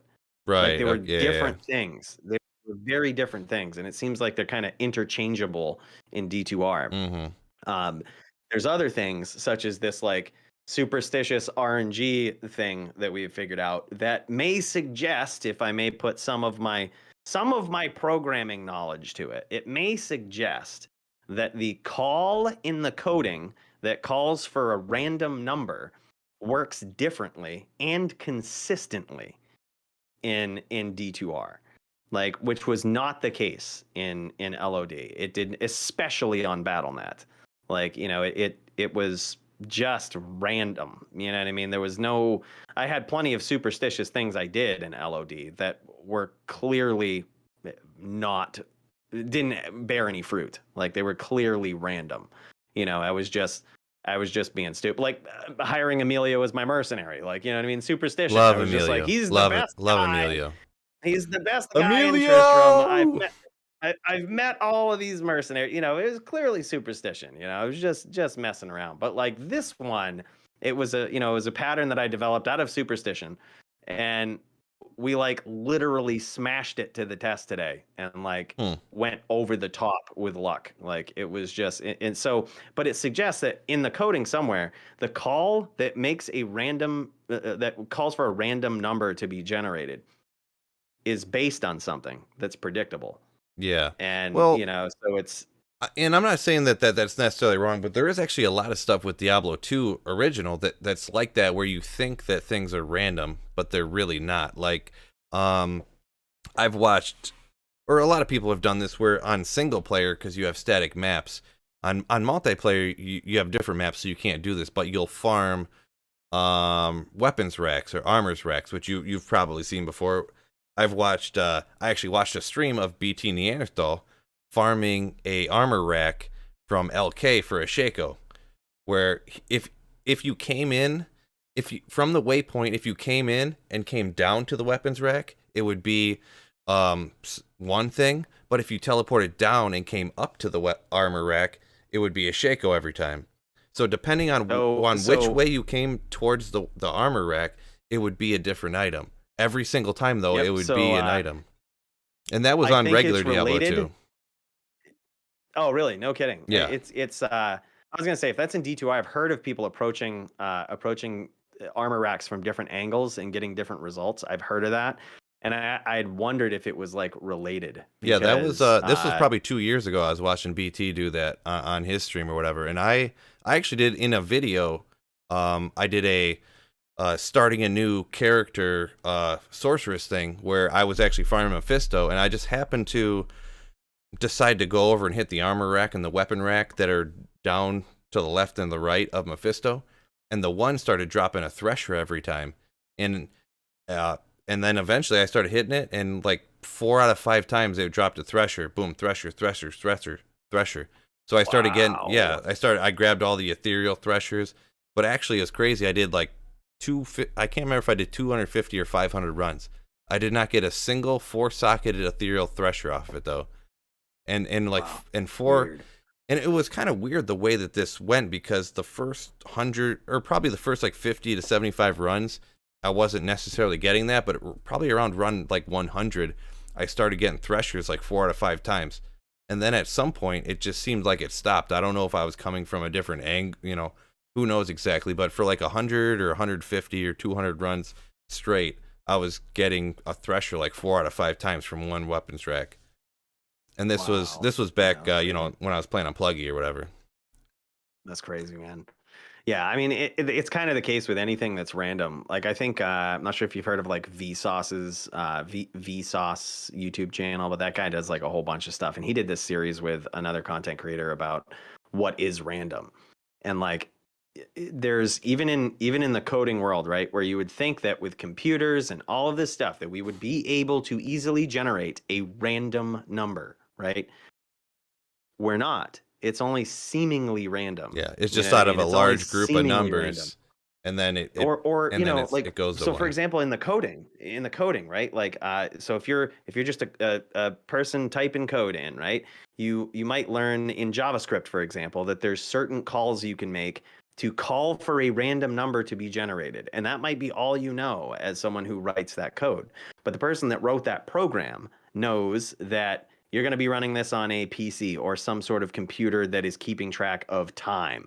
So it's going to have that method. It's going to use that method that you're just typing in, like math.random, right? But that random number call is going to reference something on your machine for a starting point. So at that point, you have referenced something that can be manipulated, and the number is no longer random. You know what I mean? So it's like, and that's what it boils down to. Like, even if you've referenced something that was not random, it is not random, and like it can be manipulated. And so it doesn't stop there. Like, a lot of those calls also reference other things to try to make things more random, but essentially they do the opposite. When you bring in more variables that you're basing it on, it's even less random. Hmm. So yeah, and that's how a lot of coding works, and I can almost promise you it's how it works in D2R. Like, all of these calls in the coding are referencing something, and they're saying, it might be, what time of the day is it, what second on the clock is it, what's this character's name, you know what I mean, what does it start with, Huh. or something. So you like, think, and you have no more knowledge on this, I'm pretty positive, than I do. I don't really know hardly anything about anything as regards to this, but you think that's really how it works? Like, it might just, like, they might program it to like, what is the first letter of this character's name, and then that will be the start point for randomly generating the number for the thing, or like you said, the time you use it, for example. Like, you think that they just pick some random thing? I'm just throwing out examples as to things that it could be. Okay. Like, I'm not saying like, oh, it's definitely the first letter of the name of your character, Oh, or yeah. it's definitely the time on the clock. I wasn't But it's insinuating but how it's they program the referencing game, but yeah. something.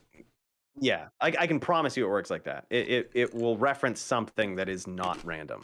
And that's because it needs a starting point, right? Like, the engine itself needs a starting point. If you tell a computer to generate something random, like, you got to think about it like talking to somebody who knows nothing, right? Like, you know what I mean? You know absolutely nothing. And you say, generate a random number. What do you mean? What is random? You know what I mean? Like, what is a number?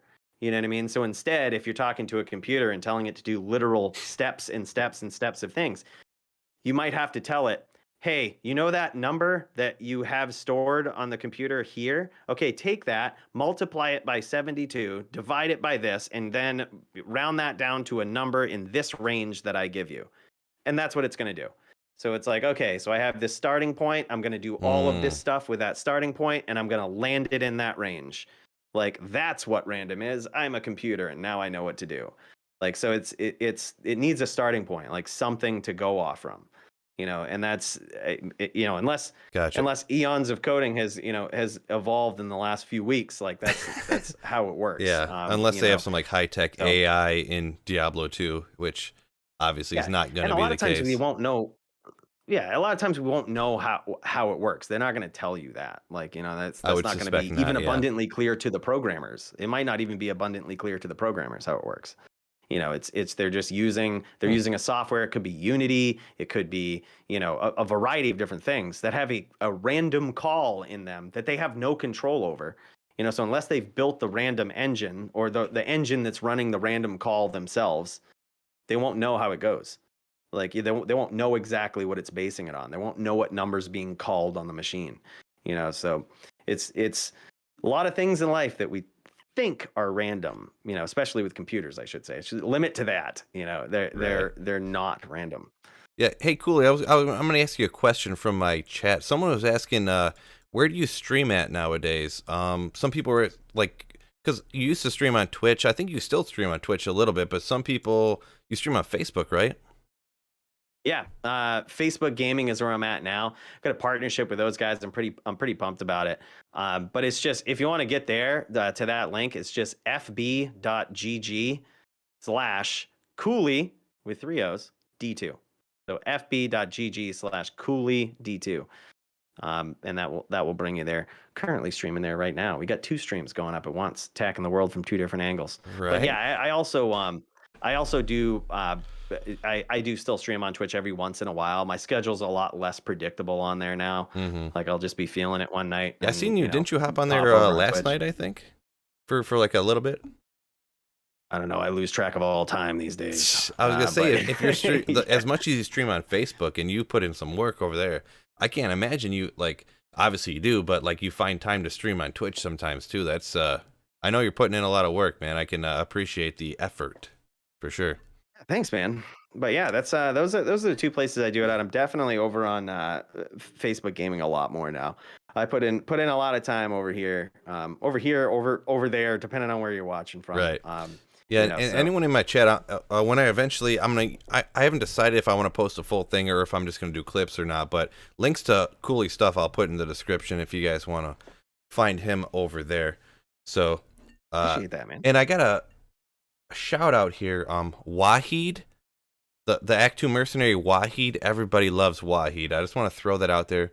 Wahid, Fazel, Hazim, there's just mega love for the Act 2 mercenaries. So Emilio, everybody loves Emilio, but apparently there's a lot of love for these guys too over here. And I'll be honest, I've been known to dabble in my Wahid as well. So yeah, I just think Emilio has a fun name to make fun of. So does Wahid, though. Like, you know what I mean? I feel like if you can, no matter what you're playing, if you can have fun with it, you're doing the right thing. You know what I mean? So when someone tells you you're doing something wrong, you just be like, well, I'm having fun. So how the fuck is it wrong? So if you've got Wahid as there's plenty of jokes you can make about Wahid. Like, yeah, this guy was smoking too much Wahid to start actually attacking Duriel on this Uber run. That's then you're having fun with it. You're doing the right thing. Emilio just has one of those names. You can say it with a lot of conviction and pride, or you can say it like, with a lot of sadness and disappointment. And it fits every situation. But also, I have tried and tested this, and he is definitely the best, scientifically proven. For sure, yeah, scientific, so, yeah. I mean, scientifically proven best one. So yeah, actually, I seen Bill Gates. He actually ran a supercomputer, and they had analyzed the Act 2 mercenaries, and actually, yeah, Emilio was the most powerful. So. And that was in the IBM cloud and everything, so it was like legit. You know what I'm saying? Yeah. So, yeah, exactly. See, this superstition stuff that I have is really just always has merit to it. I don't know how, but it's always got something to it. Right. So I'm gonna throw a little bit of a personal question, getting into the brass tacks of who is Coooley exactly. What is your favorite type of music? Favorite type of music? Well, believe it or not, I actually used to make music back in the day, way back in my teenage years. But I actually have. It's a tough like question 5 to years answer ago. Because 5 years ago. No, I appreciate that, man. No, but my receding hairline says far more than 5. I don't know anything about receding hairlines. Yeah, no, not at all. Yours looks great. But I have a wide appreciation for like a lot of different kinds of music. If it sounds good, if it's very well composed, if it's there's a lot of things. I almost feel like I pay attention to elements of music more than I do the music itself. You know what I mean? Like the feeling that you get, the emotion that you get from a certain beat, from certain, songs, lyrics, instruments. I think it's all beautiful, even the way that some people mix it. Asmongold TV does he's got a nice YouTube channel, and oftentimes in his outro songs, some people don't do this. Like they don't, and if you're doing it right, no one will notice. And it's like when you mix certain parts of the song to jump into other parts, like, and no one notices that you did it. Asmongold does that, and I can appreciate it. So just there's a lot of different types, but I would say if I'm like jamming in my car, like, and I'm just like, all right, man, Yeah, the stuff that I'm really looking gets you good crunk, today. like you're ready to, you have like Yep. some beers back, you're ready to just go, Yeah, yeah. I would say big hip hop fan, hip hop, rap. You know, big fan of that. I like the as far as instruments goes and things that move me. I really like those deep bass lines, heavy percussion hits, strings. Big fan of those. And hip hop music has a lot of those elements in it. Um, also though, I feel like country music is also pretty dope. There's some country songs that I'm a fan of. There's some heavy metal rock songs that I like. I was a big fan of Linkin Park back in the day. And of course they had a rapper in the group too. So like, Oh I right, yeah, guess that Mike. really Yeah, sealed the let's deal for go. me. But yeah, exactly. Mike Shinoda, man, Fort Minor. Yeah, Yeah, I it was a big was Linkin Park it was fan some good back in stuff. the day. I'll never forget being. See, I always think I'm younger than I really was, but I feel like I'm like, man, when I was like in 7th grade, but I was probably like a sophomore or junior in high school. I remember getting up when MTV used to play music, and when you'd get up in the morning, there would be music videos on, and I'll never forget, Chester upside down under the bridge, everything you say to me. Like the red. Yeah, that's a pretty good impression. He had the blonde hair. Mike had the red hair. Yeah. That was where it was at back in the day. Lincoln Park. Yep. That's what For I sure, was. man. Yeah, that's I had a friend back in the day that got me into like rock music, and it stuck with me forever. Like I was more like the mainstream. I don't know. I want to say mellow or whatever, because when I first got into rock, my first 3 albums I ever bought, I bought Godsmack's first album, just self-titled Godsmack, Disturbed, and Power Man 5000. So that's where I started off, and just went uphill from there. You know what I'm saying? Like ready to rock. hell yeah. Someone in my chat goes, "Wait, music television used to have music on it?" Who could imagine? Yeah, back in the days when MTV actually played music. Remember Yeah. they did that? Isn't Like, it? Yeah, it's it sad you was a got to say that progressive. nowadays. Yeah. It was like a progressive walking away from it though. Like eventually it was all reality shows like Mm-hmm. Real World Road Rules and stuff like that. They'd air during the day, and it was Uh-huh. only at like 2 a.m. that you could listen to the any music that you'd like. Like I was, it was always the case. You'd fall asleep with MTV on, and you'd be like, "Holy shit, music is playing!" Yeah. Like eventually, there You, it is. you There wake it up is. to I like knew it was in Headbangers there. Ball or something, like. Exactly, man. Exactly.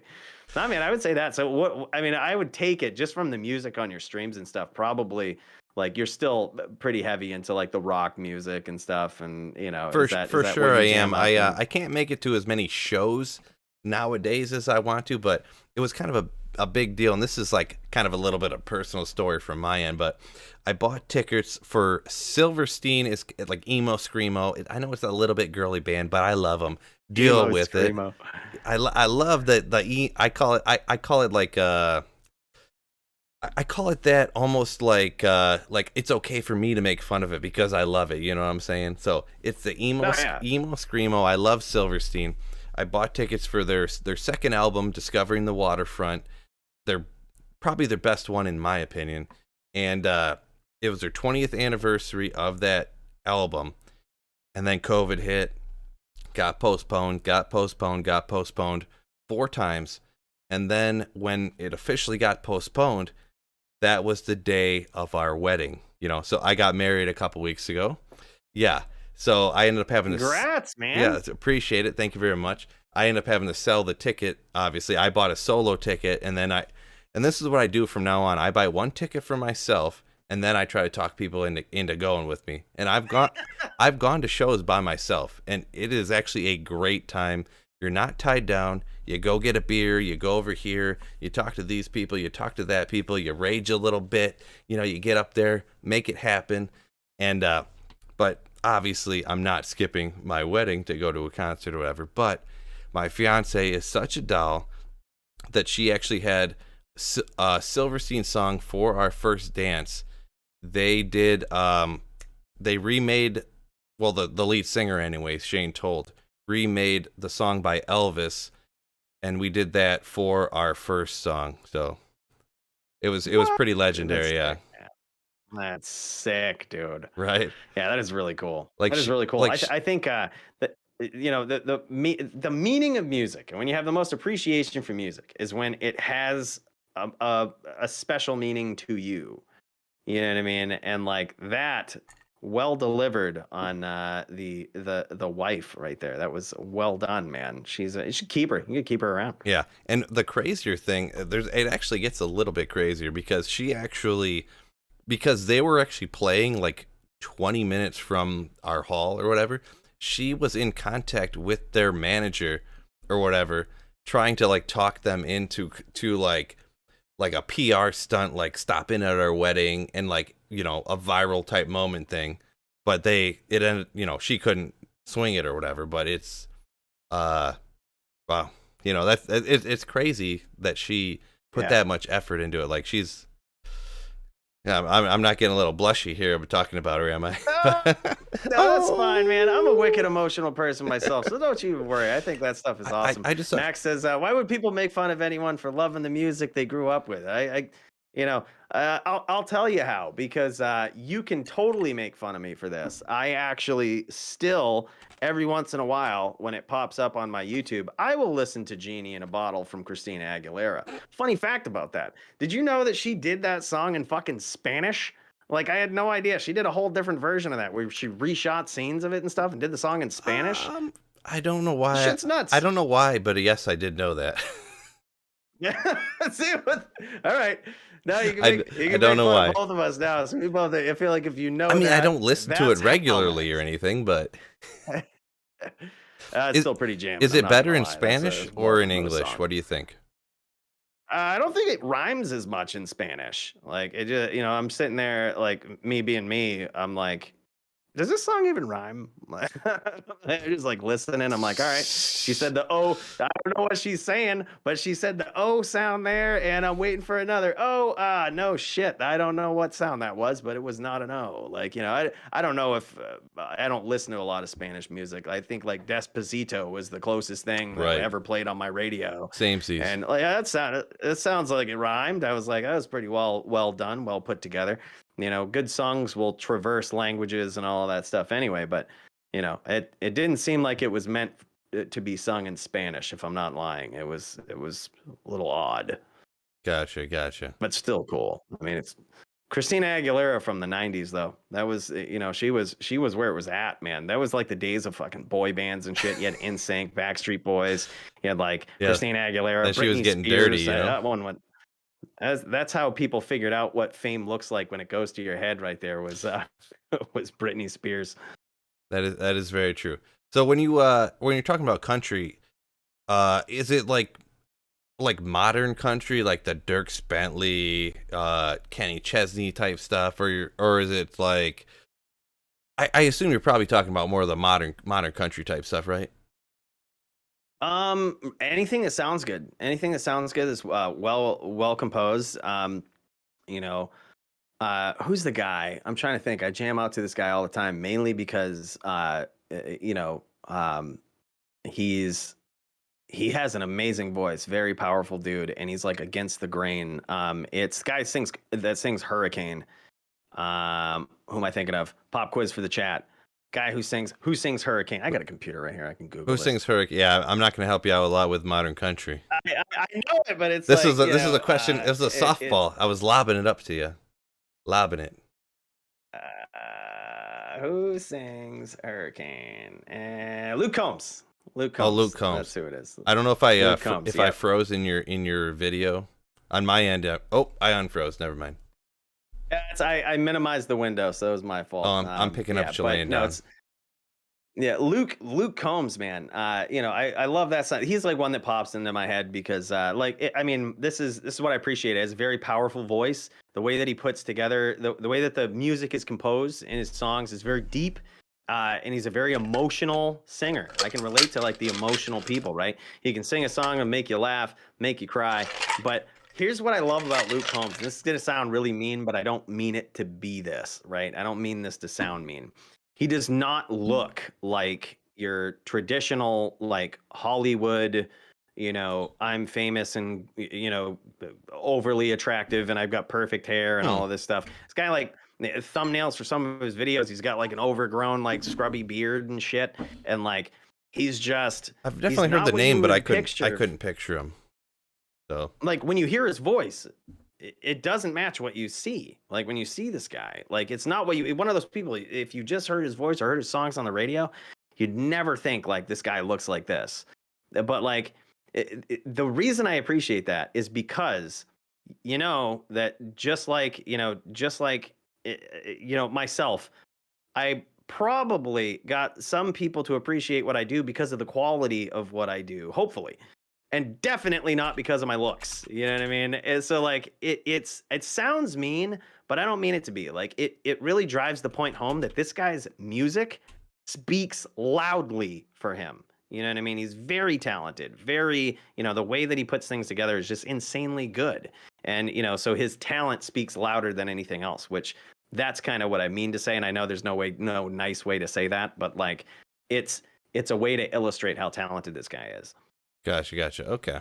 Yeah, for me personally, and this is just like personal preference, don't mean to alienate any of the chat or anything, but I'm more of like the old school almost. And the thing is that the old school country is actually like worse. It's like not as well made and not as good put together, but it just seems more authentic in my like perspective or whatever when you back to the Hank Williams, Johnny Cash, Willie Nelson original, type stuff, it just seems, and it's weird, when you're like the heavy metal type stuff and you go to like the old school country, I don't know what it is, but the old school country just really speaks to like authenticity, you know what I'm saying? Nowadays, the modern country just seems, I don't know, and I'll be honest, I don't listen to all of the modern country. That's not what I really am into, but it just seems like they're going down a lane, like let's make a song about drinking, let's make a song about girls in the summertime, let's tailgate sitting, beer sipping, moonlight, you're picking up what I'm laying down, There's like certain key words I think that just show up in so many country songs. That's like when I listen to a Luke Bryan song these days. He knows. Yeah, I'm telling you, there's like certain keywords he's talking about. Oh, let's all hop in the truck and drink beer. I'm like cruising down the dirt road. Yeah, I'm just like, God damn it, dude. Do you have like, have you ever seen that? That guy's probably never seen a dirt road before. Like, let's go when you're going up, when they haven't graded the dirt road in a while, and you're like, because you're going too fast, and it gets real right? washboarded. He's never even seen that before. I feel like they have like a word bank of shit that they choose from. Have you seen that episode of South Park where they make fun of the creators of Family Guy, and it's like a bunch of manatees that swim in a tank and they push words to another side of the tank? There's like a random. I have not, but I do. I love Family Guy and I love South Park, so it's kind of like but South Park was original. They come love. up with these random ass jokes from like these manatees pushing word balls from one side of the tank to the other, and then at the end of it spits out a Family Guy joke. So like, they make these jokes and it's like, it's seemingly random words. For example, oh yeah, that reminds me of the time I got a fish hat from Muhammad. Like, you know what I mean? And it's like exactly like they do a great job of like showing exactly like, and it seems like that very well could be the case. I hear those songs like, that just mention these keywords, tailgate, and like all of this stuff, The and I'm things like, that I mentioned, this yeah. is exactly, you guys have a bunch of manatees like pushing fucking words into your lyrics, like they have to be that. That's all I can think about when I hear that like overused shit. I'm like, no thanks, no I thanks. guess I when you gotta got go. I gotta writers that go it's listen like to they're some. like jobber writers, and it's like this works. Like just talk about doing shots of Fireball and like you look so cute in your white T-shirt and blah blah blah, and Yeah, white T-shirt. That's another one. That's another one. Yep. Oh my yeah, gosh. Oh my anything that's gosh. like cheap, like man, country music. I don't know. That's what modern day country music is. It's real hit or miss. I'll to be generous, I'll say Yeah. that it's hit or miss. Yeah. Music's got to mean something, dude. It's got to make you feel something. That is the point of music. You need to evoke a feeling. And that's why they probably use all of these words, because, the drunkards that are listening to them are probably like, "Yeah, man, I tailgate, fuck yeah." Like, you know what I mean? But like A person but who's never really, sat on a like tailgate, they're like with their girls at like whatever giant festival country thing they're at, like riding their mom's Volvo down there, yeah. Yeah. But like, I mean, a good piece that's gonna like survive the test of time, I think, is gonna make you feel something. Like, when you hear Freebird, you feel something. You know what I mean? Like you feel something with it. That's like gonna survive the test of time. When you hear a lot of Michael Jackson songs, they make you feel something. There's a certain feeling that you get. It was different. Like, you know, that's the thing good music should do. Whether, and same with like Linkin Park. Same with just like there's a lot of like Aerosmith too. Like there's certain things you can feel the emotion. Eminem is also a phenomenal I artist, I think, do because love of his Eminem. I'll ability. be honest. It's crazy because I like the metal and stuff, and I know that I'm from around Detroit, so it's a little cliche. I was gonna say, It's a like, little Detroit, cliche. what? Of course you. Kid Rock, Eminem, I guarantee you, Well, is oh, top two this artists. this will give me a little more credibility. I hate Kid Rock. I cannot stand Kid Rock. All right, But all right, I do fair love enough. Eminem, and I mean, he was a little hit or miss there for a little bit. Obviously, when he got I into knew a all lot of the pills back in his day. he got into all the accents and stuff right when he sobered up. But I feel like he's gotten it back a little bit. But really, a lot of his best songs were like unreleased songs from back in the day, like the diss tracks and stuff were real crazy back in the day, and that was like stuff I'm downloading off of like Napster and LimeWire, like Yeah, you I know, remember that stuff. yeah, I was like downloading Yep. it because I was like the only person that had high speed internet back in the day because my dad was like into computers and stuff, so I would like download music and burn CDs for people and stuff. Or I had a friend, and you brought up South Park. We used to have, well, I guess nobody knows his whole name, so it's fine. We called it Weaver Wednesdays. We would go over to his house. His last name was Weaver. And we'd go over to his house and we'd play beer pong and watch South Park on Wednesdays when I was like 19, 20, 21, 22. Fucking right. Because I had, like, I knew older people that could buy us alcohol or whatever. So we'd get beer, Perfect. pound beers, play beer pong, watch South Park every Wednesday when the new episode came out. And then actually what happened is he actually got a job at the same place I worked. That was crazy. Just crazy. When we're like, I'm 20, he's like 18, 19 years old, and we're pounding beers on Wednesday, getting to work like 3 hours after I left his house, stuff like that. That was those were the days. But Oh yeah, man. That's crazy. No, I mean it's like I was saying, man. Like that's a certain feeling you had in your life. You know what I mean? A certain experience, and like it's truly when music evokes that stuff, and that's why Eminem is just like, in my opinion, one of the Yeah. greatest artists. That guy, he was one of those people that like, if you liked him and you liked his music, you felt something, right? Like you could feel anger a lot of times. You could feel the emotion that he put into the song. yeah, and he had a lot of The people different that songs. hated Yeah. the shit, the people that hated the shit that he was saying, well, he still made him feel something, right? Like he made him feel that hatred, and it's like, love it or not, that feeling is what you got. You got some feeling from it, and it's gonna survive the test of time, man. And plus, that guy was like so talented too. I got to tell you, you're breeding them good in Detroit. Those rappers, man, fucking Like, I mean, even in the song "Till I Collapse," like every single syllable of his sentence, like in the third And I'm verse, not was like Eminem. was rhymed. Every single syllable. I'm like, there's no rappers do this. They just rhyme about like, I'm gonna rhyme one word with another word that's one syllable, and sometimes that is gonna be the same word that I just used. Like, and Eminem's word bank was just like outrageous.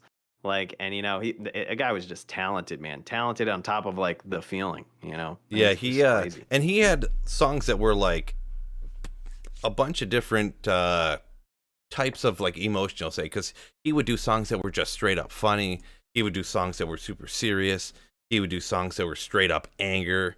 He would touch all different types of the emotional spectrum that you're talking about. And yeah, like there definitely was, I haven't seen in the chat or whatever, but I'm sure there's tons of people, like there was definitely a segment there where some of the songs he was putting out weren't necessarily the best, but it's hard to it's hard to be perfect forever, and especially when you're going through like trying to get through sobriety and manage a career like that.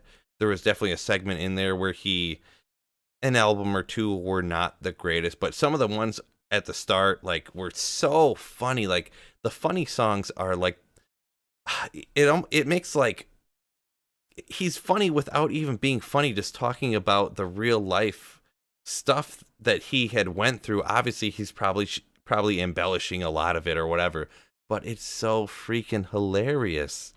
Oh man, he's just so good. Like, he says one line in his one of D12's albums that he put out. He's like, and when my principal would tell me that I was nothing and I wouldn't amount to shit, I made my first million and counted it. And I was like, oh fuck, man. Like, you can't help but be like, yeah, go Eminem. Like, that's awesome, man. You've had a rough life. You've had a rough life, sir. I'm glad you beat it. That's awesome. It's crazy, man. Mm. It's but I think you're right with like the sobriety and stuff and getting over that. I feel like it reminds me of like just certain people that blew up and didn't know what to do with the fame. I feel like Eminem was one of those guys. Like, reminds me of Chuck Liddell when he was big in the UFC. Like, he was just more about his celebrity towards the end of it and ended up fucking up fights and like, just getting KO'd. Like, it was, and granted he was getting old too, but like, there's just Right. it's a weird life, man. That's a weird I life. feel like UFC is actually even harder than like almost any other, because like you have to be so dedicated. People are literally coming to kill you. Like they're literally coming to beat you down. You have to be tied in to your training and everything you're doing like crazy. And if you get, and the same thing happened to Connor, it seems anyways. I'm not like a UFC expert, but that seems Oh, like for what sure. happened with Connor. Like you get too much into celebrities, you're worrying about your vodka brand, you're worrying about what's going on over here, over there. I think Connor didn't he had a kid, right? Too, kind of in the midst of his span or whatever, I think. But if you have too much Yeah. stuff going on, like UFC, you have to be so committed to it. I feel like that's the most committed you have to be for almost any profession, even like football, basketball, any other sport or anything, because it's Connor got so hood rich, man. demanding. Connor got way more than hood rich. He got like 100 million from his fight with Floyd Oh Mayweather. And I yeah, don't care yeah, what kind of human, I don't care what kind of human you are. When you get $100 million, yeah, you become a shit slinging monkey with money. yeah. Like, you You know what I you mean? get It's just FU like, money. yeah, you get that fu money, man. He didn't give a shit.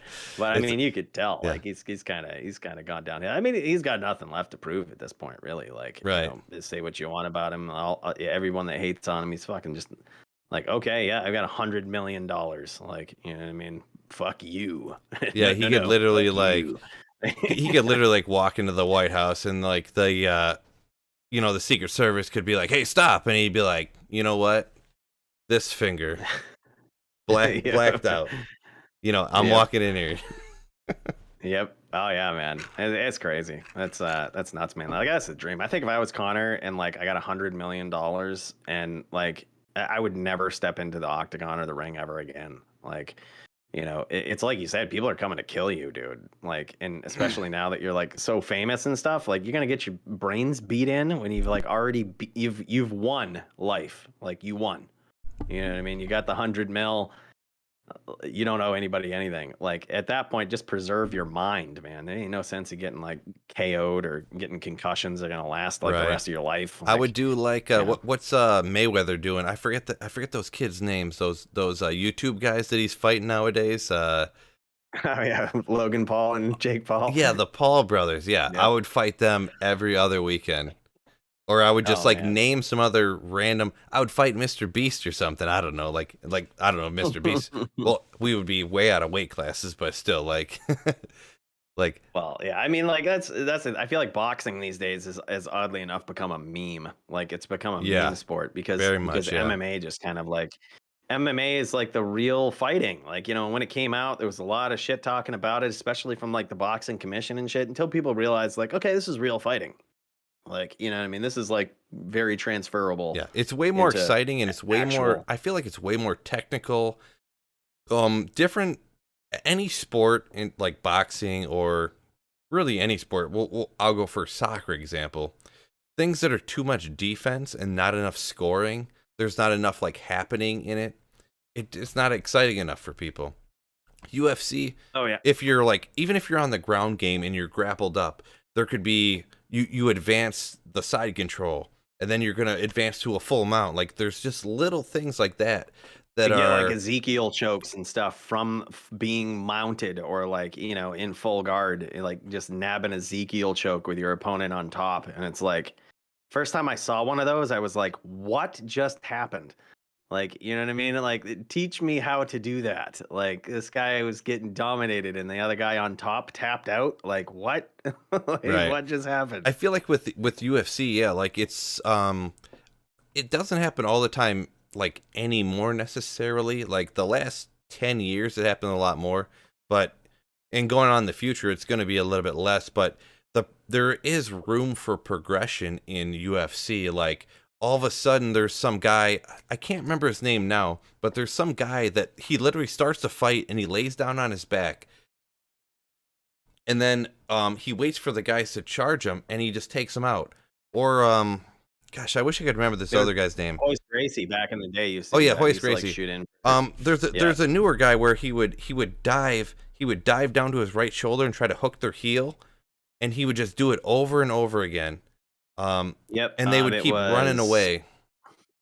Ryan, what's his last name? Ryan something. Yeah, he would just go for heel hooks all the time. He got KO'd in his most recent Yeah, fight. I did watch that. That's I really hated watching him because Ryan Hall. yeah, Ryan Hall, yeah.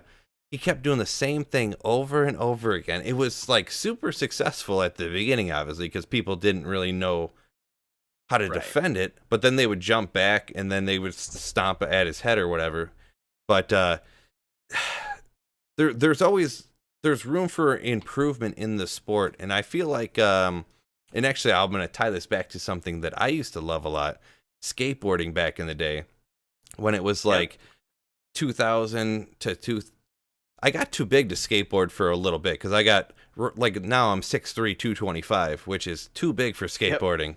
Like skateboards do not last long when you weigh 225. They snap in a hurry, in a hurry. But when I was like 160, 6'3" though, holy shit, I wouldn't have put you at that tall if I'm being honest. No shit. well, when I was like 6 foot, like 140, back when I was like a freshman in high school, that's when I was sick at skateboarding, like Tony Hawk size, So yeah, that was back when like progression and skateboarding, it was like, oh my gosh, they're doing like a 900. This is crazy, There was actually progression in the sport. It was super exciting.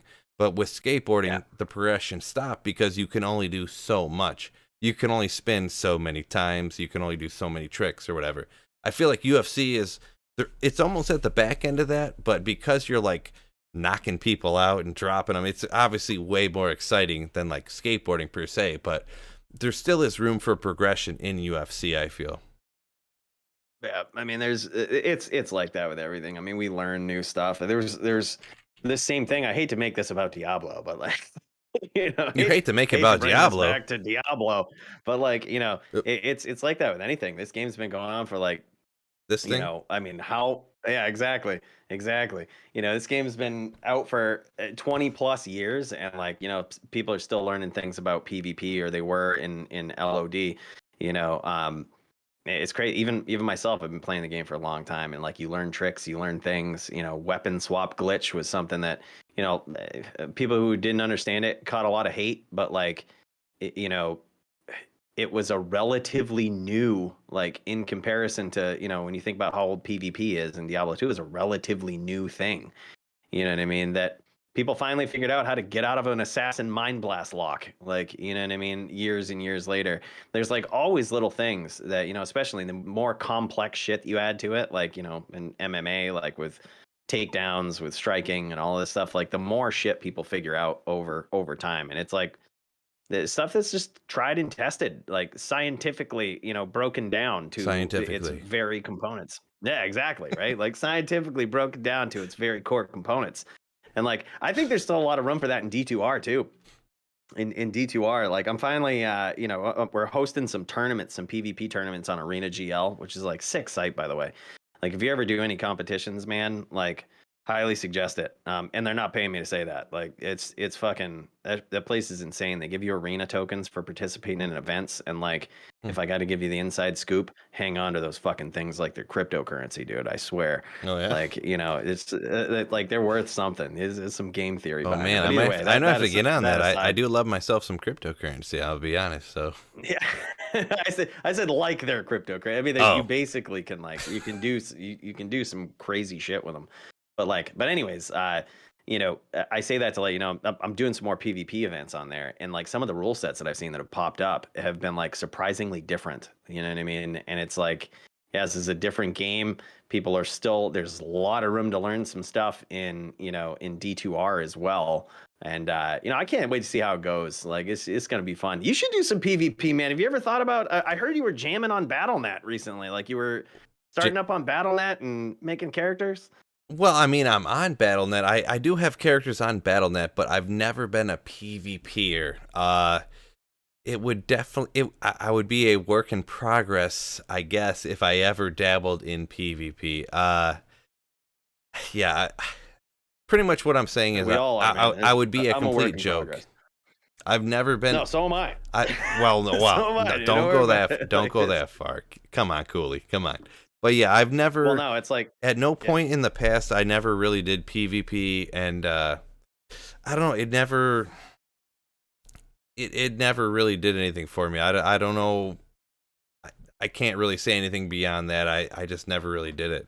So I think a lot of people have that same sentiment. I was talking about that the other day, that like they feel like they're not ready for it, or their items aren't good enough, or they might not be good enough. They might get beat. I can tell you, taken from someone that, like, when I started doing this, I go back and look at my old dueling videos, and I'm like, what a fucking moron. Like, why did I do that? Like, you know what I mean? That's so bad. That's such a bad habit to do. I wasn't even swapping auras when I'm like charging around, and I'm just like, what a noob. Like, you know what I mean? Like, I would love to duel that guy now.